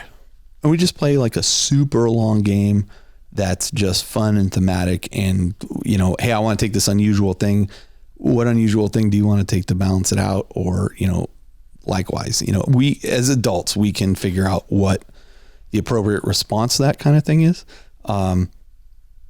You know, where do we fit in the time to play this and all the other stuff we got going on? I don't know, but at some point, I'm working on it. Yeah, that's set it up with a couple months in advance. You're building, painting, and you're gonna have. That's a good idea. Great day. Give everybody a heads up. Yeah, just we figure out who. It could just be 4 of us. Set a group, set a date. Mm-hmm. It'll happen. I think the smartest thing would keep it kind of tight, like 4 people, two per side, and themed, right? Like I saw at the Fault Line event, the Maelstrom Mixer. Very difficult to compact 16 different things into one campaign. It's just there's so many forces, so many options, so many units. Yeah. Fortunately, most of us have multiple armies, so we can always make something work, and we can usually make it work as a team. But like, you know, Jody or Brian playing Chaos alongside me, or Shell playing Chaos at some point, it would be super fun to just break it all down. And then I'll leave you on this one note, and then we'll kind of rock out. But one thing I forgot to mention when I was talking about the Maelstrom Mixer the other day was they had created these cards that they had professionally done. They are playing card size, and these were like single use cards that like the orchestrators of the event would walk around and kind of see like an event happen, like something happened at the table that either worked terribly against you or worked in your favor. Yeah. And they'd like reward you with one of these cards. And I have 2 of them here that I forgot to bring to the second day because I found them in the pocket of my shirt here. But for example, I want to give you, and I could use these were all single use cards. The first one was called Reckless Abandon. And it says, I have seen the future and it is death. Farseer Avenel. Win any shooting or fight phase, target a non-Titanic character modeled in your army. Effect until the end of the phase, improve the AP of all weapons that model is equipped with by 1. Each of these weapons also gains hazardous. Like not game breaking. Yeah. What do you call it? Like there's a specific time and place to use it. Right. Yeah. Right? It's situational. You got to weigh the odds and the other one reward. was Counter-Strike. When during the fight phase effect, you may use the Counter-Strike core stratagem for 0 comp, 0 CP. Okay. Once. Yeah. Right. And they had a whole bunch of them and they were all themed. So like if you had a particularly bad, you could have used that one. Close combat. I really could have used that one. They're fantastic. So just super fun. And I just thought it added another layer to the fun of that event. Yeah, that's awesome. So anyway, Lost in the Damned. I mean, I think the point of this whole thing, while I circulated it around Lost in the Damned, the whole point of the discussion is to, as Quato would say, free your mind. Free your mind, right? Quaid. Open your mind. Don't feel constrained. I mean, clearly, if you're just rocking up to the game store, you're playing against somebody else, that's a whole different thing. But if you have the time and opportunity and friends that you want to try and experiment with stuff, like do it in an environment where nobody's going to get their feelings hurt. Yeah. It's just, hey, I'm telling you in advance, this is what I want to do. Are you into that? No, I'm not into that. Okay. Is anybody else into that? I guarantee you, if you bring this to life, it's going to be one of our most memorable games of 10th edition. I agree. Right? And everybody has that potential. Just put a little extra time in there, set it up there. Dude, it's happening. We're doing it. It's going to happen. Yes. It's not going to happen next weekend because next weekend's the Necromunda thing. All right. Listen, let's take a short break since we've freed our minds so much. We'll come back and we'll close out the show. Hey, this is Carl, and I almost forgot to mention that before we close out the show, we have an interview that was originally released specifically for Patreon members that is with Matt Weeks and Hank Edley from Adepticon to talk about why the show has moved from its Schaumburg location to Milwaukee. And I think that this was originally intended just to be for Patreon members, but the topics discussed here, especially if you go to that event, are worth kind of everybody hearing. So we have included that interview here, and then we'll go ahead and close out the show. So sit tight and enjoy. All right, so I'm here with Matt Weeks and Hank Edley of Adepticon fame, 2 people I absolutely adore, and I'm thank you for taking the time to talk with me about Adepticon last year, I guess this year, 2024, and where we're going to be in 2025 and everything around that. So thanks so much for joining. Yeah, thanks for having us, Carl. It's been a long time. So yeah, I mean, it's been over a year now because I made the poor decision to go to Australia instead of Adepticon. I got to tell you, from afar, I was looking at the pictures and videos people were hosting and posting, and I kept every day I'd be like, did I make the right choice here? I don't know, but once in a while. I think it's been a long time since or at least I've been talking to you even on the IC. So yeah. So let's talk real quick about how this year went. Obviously a bunch of my crew went, Josh and Jody and Aaron and a bunch of guys, and they came back just again, absolutely loving it. From your perspectives as the host organizers, the event organizers, how did things go from I mean, we've had years, Matt, where I've seen you walking around with your head about to pop because things aren't going right. How did things go from a technical and scheduling standpoint this year, from your perspective? Surprisingly smooth. I mean, for the scale and the growth and everything else that comes with it. I think having those 2 years off due to COVID and then coming back in 22, we were a little rusty. Yeah. The wheels needed some oil, and that first year we were like, oh yeah, that one thing, we're not supposed to do that, or we should have done it this way, or Right. we were kind of remembering how to do everything again. So and then things started getting better for us, like we got back into the groove of it. But this year things really exploded for us in the sense that we went from somewhere in the neighborhood of around 800 events to close to, I think, 1,300 or something like that. That's It was massive. a significant jump in events. A lot of that was due to the way, say, like they broke up like BattleTech and stuff. Sure. It created a lot more events, but there's just a lot more moving parts within the system and tickets for people to purchase, etc. And then we also had 20% attendance growth in pre-reg alone, which year over year, I think traditionally we see somewhere around 10, maybe 14 was our highest ever. So to put 20% up was pretty shocking, I thought, given that, we hadn't really seen growth since, 2020 because of all the COVID stuff. Like we really weren't sure when that would come back or how that would come back. And that put some pre-reg numbers up for us. Of course we've grown because of our partnership with Atomic Mass Games and bringing all the big Star Wars events and the invite-only events and the Marvel Crisis Protocol stuff. That's been a side of the convention that's really grown over the last several years, and has helped drive attendance. So, yeah.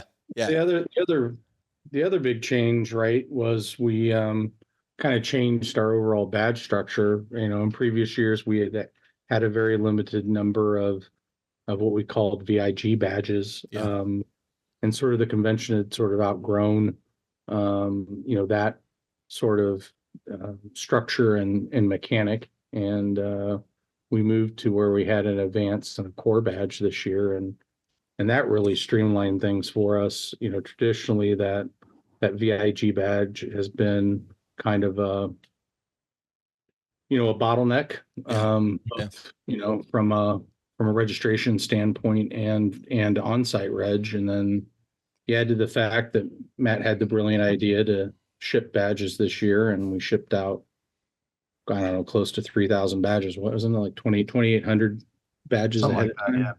Yeah. Far more than initially anticipated. Those two things in combination, the Wednesday night early check-in, Thursday morning as the event starts are usually insanity. Yeah. And I have to say, with increased numbers and everything else, like it felt maybe the smoothest it's had in years. And it allowed us, one, to sort of standardize that swag bag and make it, not necessarily equal, but equitable across the board. And then all of a sudden we were able to get like 2,000 people into that mix, as opposed to the old VIG, which is, impacting a smaller and smaller, fraction of a percentage of our overall attendee base and causing kind of all the problems in the process. Right. So, well, let me tell you from a user perspective, from somebody who goes there, and then I got the VIG bag, I'd say 4 out of 5 times, of the times that I tried to get it.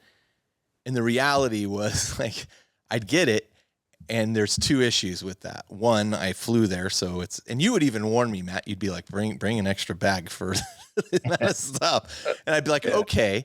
And I still wouldn't have enough room. And then the other reality is I used maybe half that stuff, and a bunch of it sits on my shelf for a long time until I figure out, what am I doing with this stuff? So, I mean, I don't think it's great. Like it generates a ton of hype. I mean, people who were potentially going to get into a system may jump into it or give it a try because they've been given something like a starter set.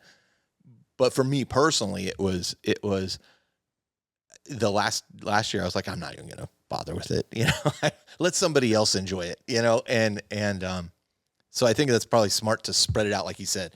It's not just hitting a small core group of people. It spreads out the love across many more attendees. Let me ask you. I think there's been a couple of times where we've had to sort of pause and reevaluate what we do, and I think the first big time we did that was when we were like, hey, we want to put the focus back onto the 40K team tournament because that is our flagship event, and that's encompassing everything that we love about the convention and the hobby and everything. So let's make that, let's expand that from 1 day to 2 day. Let's put the focus back on that event. And that kind of came in tandem with, just really recognizing that Adepticon was more of a social event than it was a competition or anything else like that. And I think, I've, of course, Hank will tell you, been yelling about the VIG bag for years in terms of like, we got to do something with it. Yeah. And I think it's a similar kind of thing. It's just sort of like, that wasn't the focus that we wanted, was like everybody, crawling all over, what's the Black Friday each other to right? To get a that puzzle. We wanted to put, and we wanted to put the focus back on, the experience of the convention, not the experience of or the pain of registration, really, I guess, right? So the shipping of badges out to people, I mean, I remember, every day I get there early. I get there the day before the convention starts, but then there comes a point where there's this massive line down the hall for people waiting to get their badges. I guess I'd much rather have my badge shipped to me than have to wait in that line. And, and then I can hit that if I got a t-shirt or something, I can hit that registration thing later when there's nobody there. It's not an issue. A lot of people figured that out. Yeah. It got to the point where I wouldn't bother getting my badge until I saw that, like, there's no line there. I'll just walk up now, but yeah, I can see that being so much more efficient. So 20% growth in this last year. Had you guys already been thinking about, hey, we probably need to change venues, or did the pre-reg really hammer it home? No, we have been discussing and actively looking for what, Hank? I don't know. Like, I think we even looked pre-COVID, right? Yeah, we were already thinking about it pre-COVID. Realistically, I think it was that decision for us to move into the Hyatt. Like when we had to make that decision, we were already like, do that or do we move? Right. Yeah, we were looking at it pretty hard and heavy going into right before COVID, and obviously we had some discussions with the Village of Schaumburg, and they had things in the works and on the books from a strategic plan standpoint to make some expanded parking with a parking deck and potentially expanding the event space. But but how many years is that going to take to build out? Right? Yeah, I mean, the wheels of government, sometimes projects get delayed and take a long time to come to fruition, and ultimately those enhancements weren't going to be able to do us any good. So we had to move forward with relocating. Okay. So one of the questions that came up frequently, and I just wanted to give you guys a chance to kind of address this, and I think I know the answer there because I talked to you behind the scenes a little bit, but there were questions about, well, why didn't it go to downtown Chicago? There's a big convention center in downtown Chicago. Why move it from Schaumburg to Milwaukee? And I'm upset because I live 10 minutes from Schaumburg and now I got to go an hour to get to Milwaukee. But in all honesty, like, why not downtown Chicago? What was it that Milwaukee did for you guys that Chicago did not? Well, I mean, I think there's two places in Chicago that are kind of beyond the Renaissance, and that would be McCormick Place downtown, and then that would be the Rosemont out by O'Hare. Yeah. We've looked at Rosemont, 3 times maybe over the course of the last 5 years. Yeah. And for me, the most important thing for me was we have built, the community of Adepticon, whether it's the people down in Fort Wapple painting or the people coming to hang out in the bar and play their games or do trivia or whatever it is, there's a vibe, a, a an atmosphere that's created and that was fostered by, originally at the Westin and now at the Schaumburg. When I walk into Rosemont, that all dies. Yeah. That it's gone. Rosemont is one enormous concrete columned space, and it just doesn't have the character. It doesn't have the amenities, or even the space that people would want to hang out in. It's like you come and stand on a concrete floor on one side of the table. I'll stand on the other. We'll play for 8 hours, and there's nothing else, right? And I felt like moving it to a space where we lost that was like the last thing we wanted to do. Right. There's also, of course, the costs associated with those two venues are significantly higher than the Renaissance and significantly higher than Milwaukee, the venue in Milwaukee. Yeah. There's the age of the venues. There's, there's going to be a cost associated for parking in Milwaukee or, but yeah, there's downtown Chicago too, like probably 5 times the amount, right? Yeah. So, I mean, you know what, any convention I've gone to, other than Adepticon, literally every convention I've gone to where I've brought a vehicle, like I've had to pay for park. Sure. So, I mean, yeah, I get it. I think for us, when we're looking at spaces, we wanted to keep it close to Chicago 100% because, like that just makes absolute sense given just for us logistically and all the stuff that we have, and just our traditional attendee base. And we wanted to keep it, in the same time frame and all of that.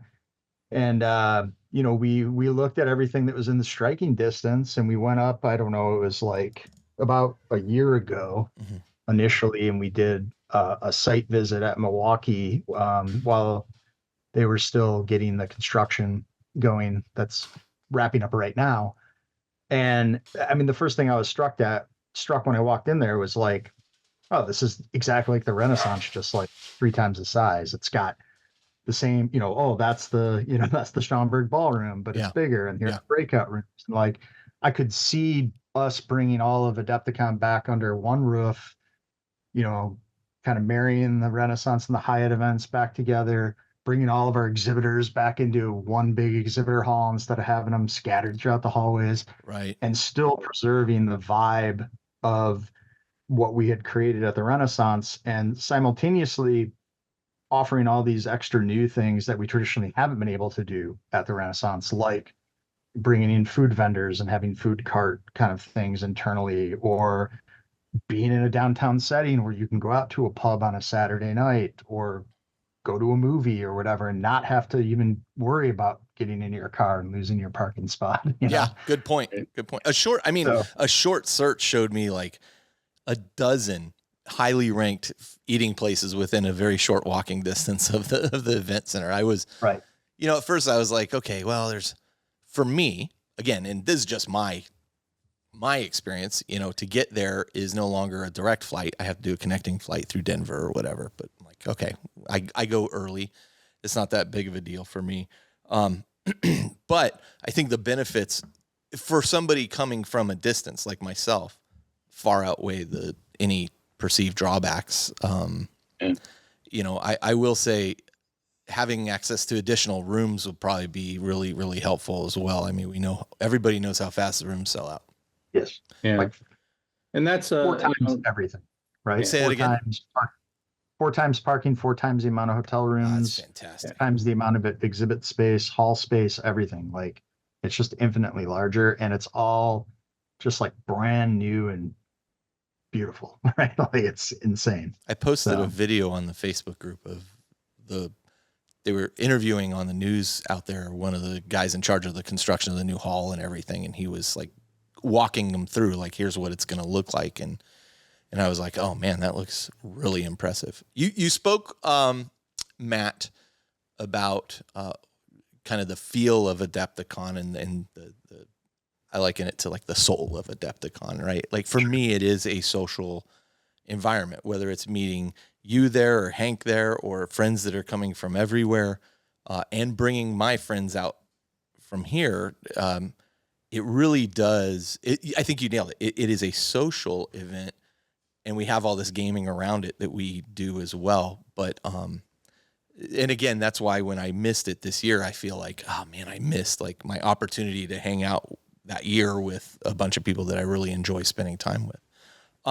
Hank, for you, what's the thing you're most excited about the new venue for? And that can be from a behind the scenes perspective, a logistics thing, or that could be, you think people are going to see X, Y, or Z, or what is it that excites you the most? Well, I mean, it just having the options and possibilities that we haven't really had for a long time in our current venue because of just the constraints that have been put on us from the space that we had. And so, we've for years now have had companies, attendees, events wanting to expand, hobby seminars wanting to expand, all sorts of things that we've had to basically say, unfortunately, we don't have room for it. Now we have the ability to do things like potentially, assuming we can staff it, we could have a 24-hour gaming hall. We can have, we can actually have space to do the bits trading. Again, instead of putting it in the hall where everybody's trying to walk by and getting crammed in. That's a really good point.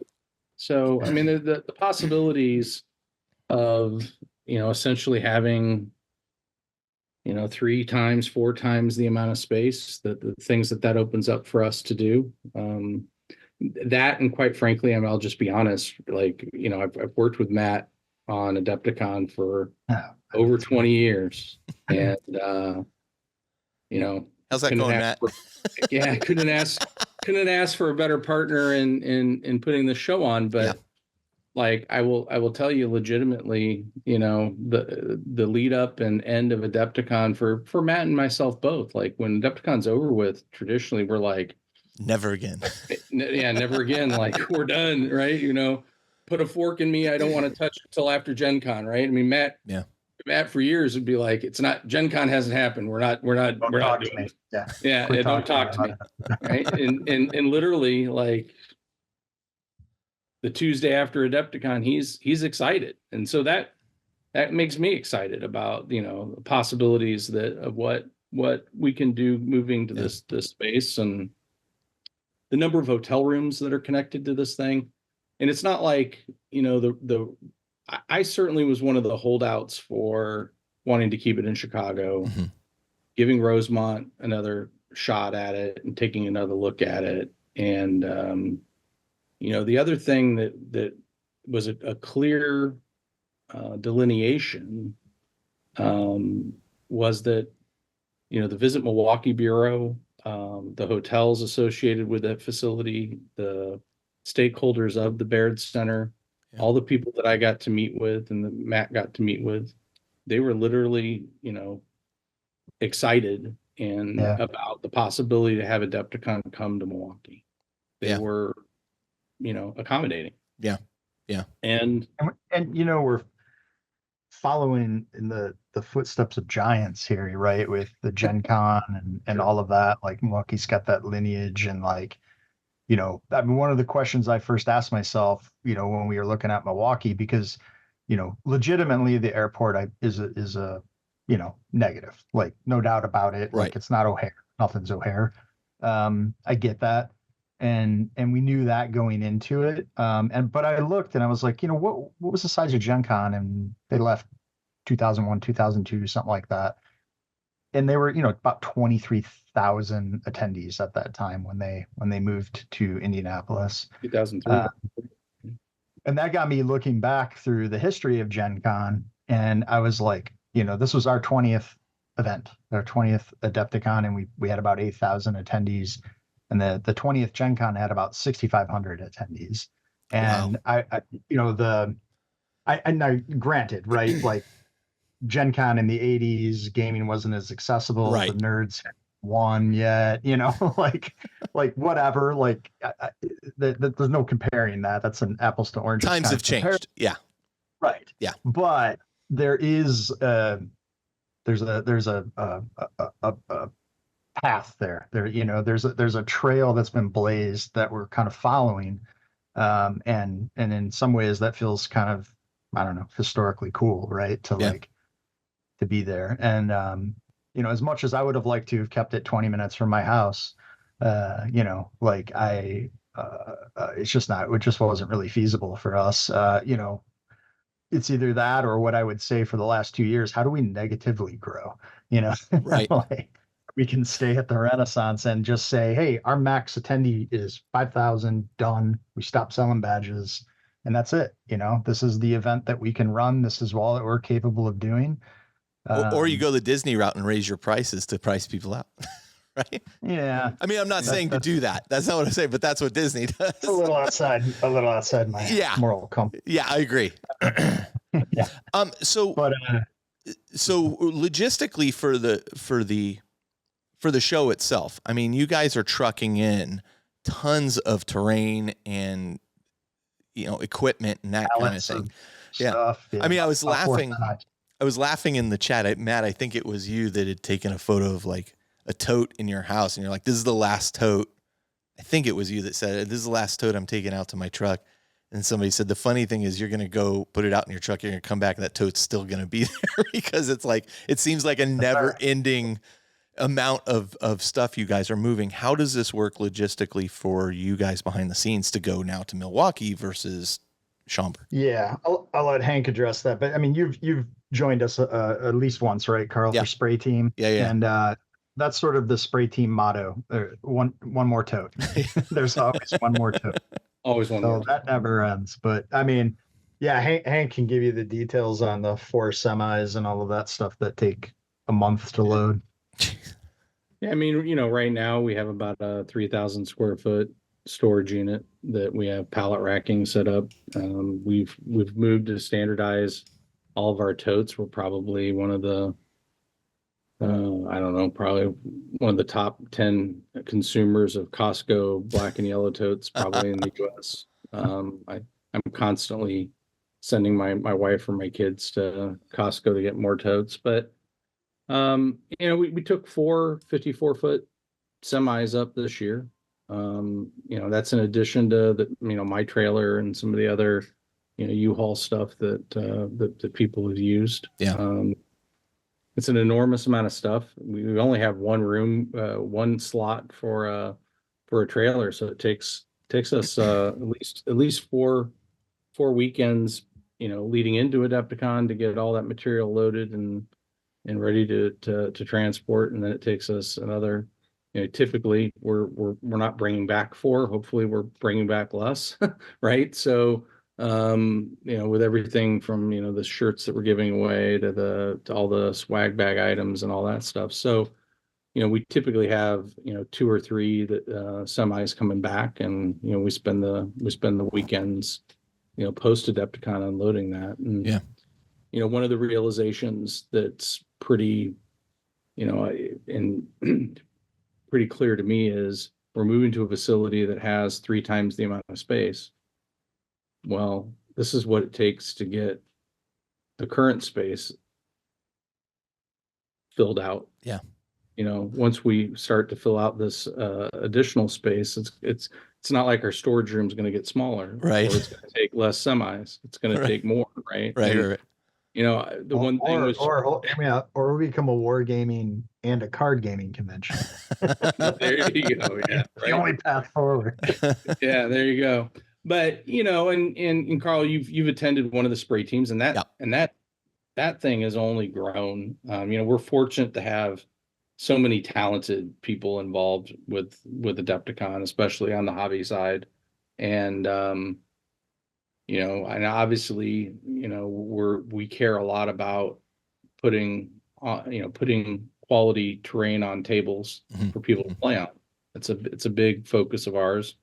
And, people always wonder, like, well, what'd you do with all the terrain from last year? I'm like, well, we're still using it. We just need more, right? Yep. And you saw that Games Workshop dropped recently the new AOS rules and the new terrain layouts. Well, guess what that means? Different. That means that the 110, 120 AOS tables that we had last year now don't meet those requirements, guess what we have to do? We got to Right. revamp all those. Right. So, And last year, we had 120 people playing Lord of the Rings or Middle Earth strategy battle, Yeah. right? Yeah.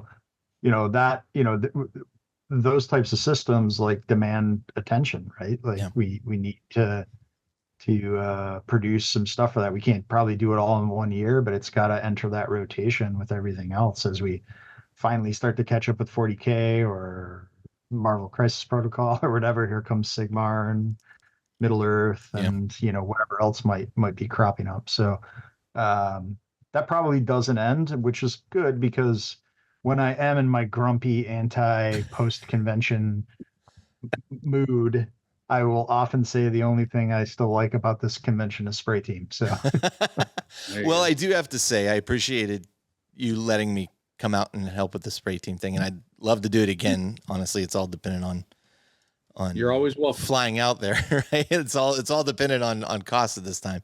But that being said, like, I had seen what it took to run like RTTs and small events and that kind of thing, but getting a behind the scenes look at what it takes to run an event of this size, like, I think most people really don't factor that in, especially when a change happens, and change is always hard for people, but like when a change to move from Schaumburg to Milwaukee, I mean, I think you saw, some negative posts, but I think overwhelmingly the posts were very, very positive and people were very much looking forward to it.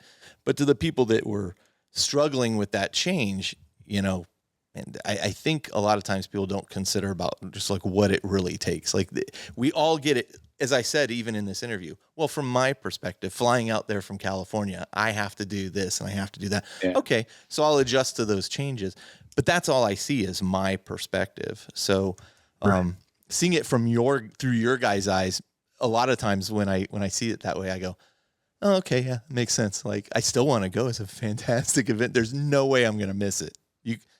Honestly, you could move it a lot of places. I'd still go to it, but I'm really excited about the Milwaukee move, to be honest with you. So, Well, and so are we.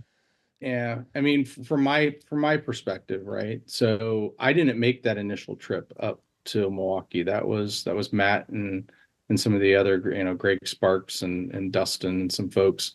I forget what was going on with me, but I couldn't actually make it up there. And so those guys came back energized about Milwaukee. yeah. And I certainly was the holdout on, well, let's, we can't leave Chicago. Let's look again at the Donald Stevens Center and Rosemont and see if we can make that work. But ultimately, I think for our attendance, they'll have the same reaction I had. And that is, I went up and scheduled a trip up, met Matt up there. He took the train out of Union Station. Matt, is that how'd you get up there? Oh yeah, it's fantastic. $25, 40 minutes, 7 blocks away from the convention center. Nice. Met me up there. I saw this place. I was there 5 minutes, and I'm like, yep, this is where we need to be. Yeah, nice. And so I get it. There's a lot of folks that are like, it's not as convenient. But I just kept going back to the fact, well, 23,000 people got there for Gen Con. 20 exactly. Before the internet. Exactly. 20,000 people got there for this Midwest Gaming Classic, which is a retro arcade and console gaming show that's there. And I think once people see it and experience it, there's not going to be any questions as to why we made the move. Yeah. Be the end. Well, man, I cannot wait. I cannot wait. I missed out this year, so I'm very anxious to. That's why we actually had to move, because there was a very noticeable absence. This year. Okay. Yeah. Maybe we wronged you in some way. So we need to talk again. Yeah, sure. We need to lure you back, Carl. There you go. It didn't take much. Just open a van with and say, "Hey, I have some candy." There you go. A Well, lot guys, of free D6.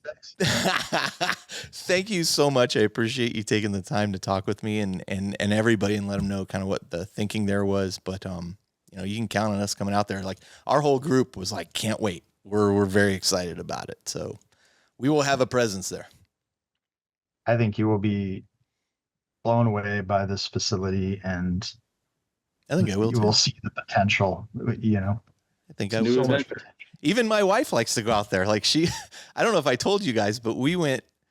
So the first year I brought her to Adepticon, she had said, "Oh, well, would you mind if I come?" Like, if you want to come, you're well. Like, let's go. You're in. And so she went, and she had such a great time. She came back. She goes, "Are there other conventions like this?" I go, "Well, no." I go, "But KublaCon here in California was coming up, and I said, well, we can go to that. It's mostly board gaming, not miniature gaming, and blah, blah, blah." And, okay, and we went to that. She's like, "This is not Adepticon." And I'm like, "I know, I told you."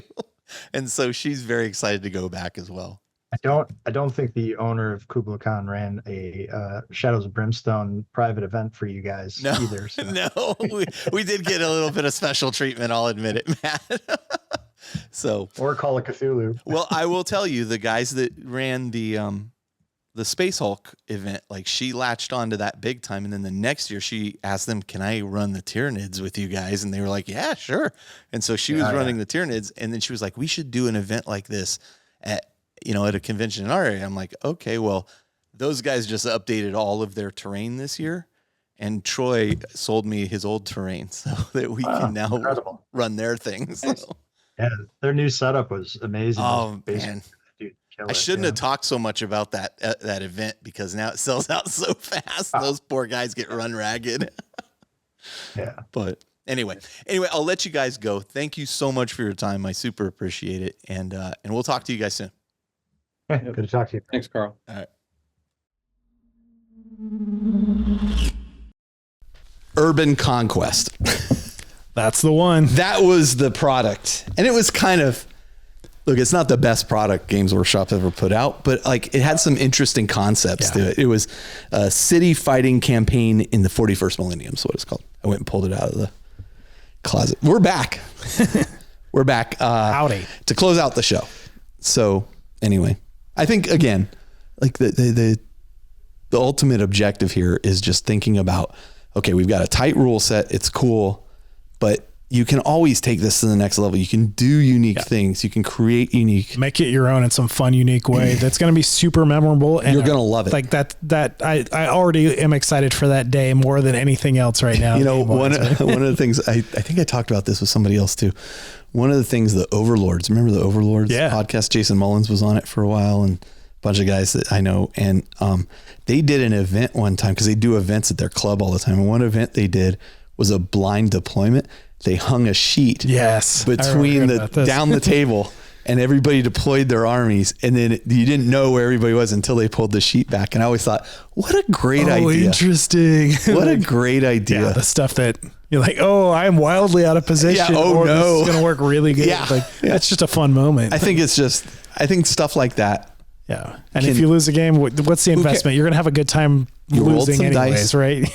Whenever I'm on the back foot like that, and I'm like, oh, I'm getting crushed, I always just pick out like small minor victory. Yeah, right. Okay, I'm getting crushed, but I am going to destroy that thing, and I'm going to talk some smack. And I'll feel good about destroying that thing. And I always talk smack about it, even as I'm going down. Have the fun. Yep, go down swinging. Okay, you got anything you want to add? No, I thought that was a really good discussion. Good discussion. I am also very excited for 40K. I know it might not sound like it, because I've been in Aeronautica, or not Aeronautica. Well, I was in Aeronautica Imperialis, then Legions Imperialis. You got me into it just in time. Thanks. Just in time for the plug to get pulled.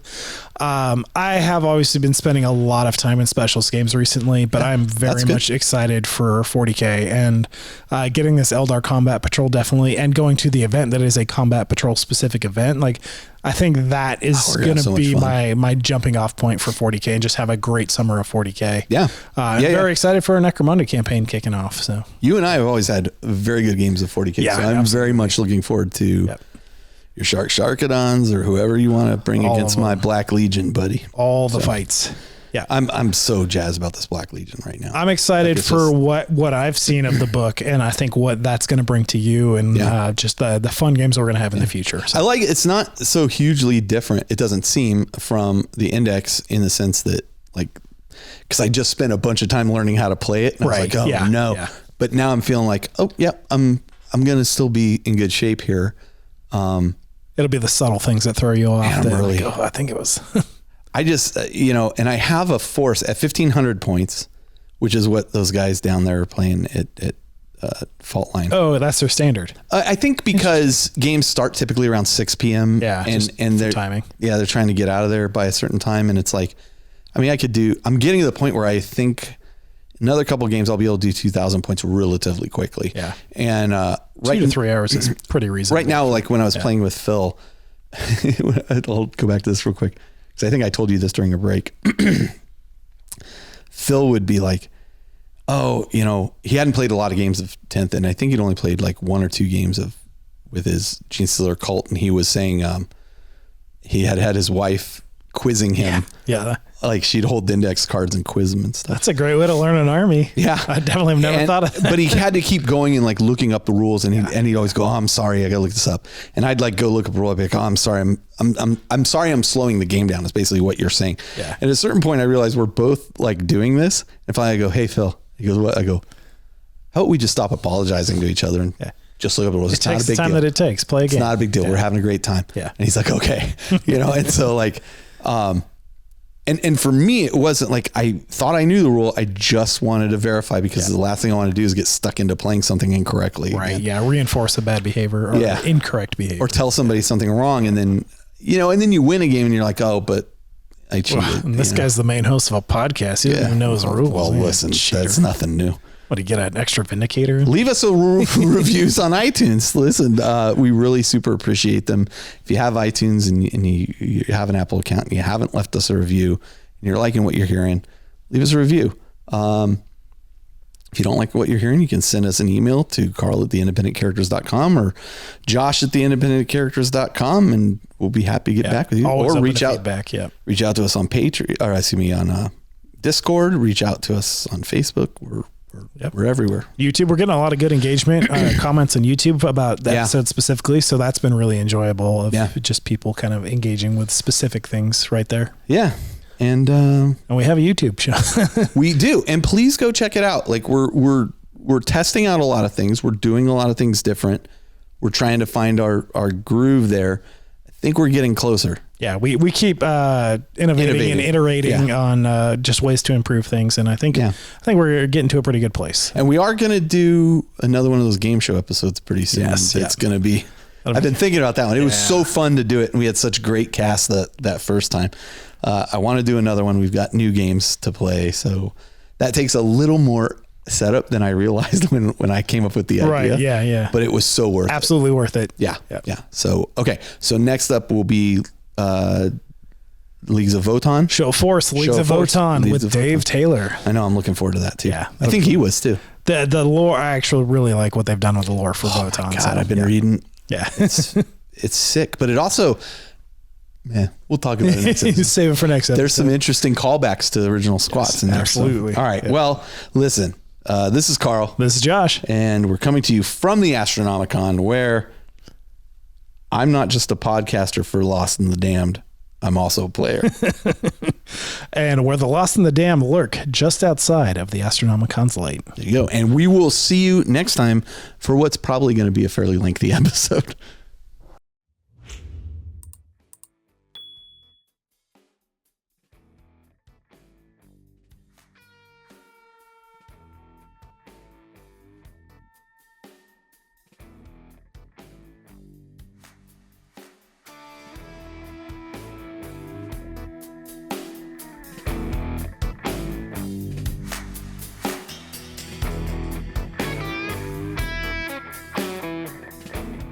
This episode of The Independent Characters is protected by the Creative Commons license. If you have further questions as to its use, you can find information on the front page at theindependentcharacters.com.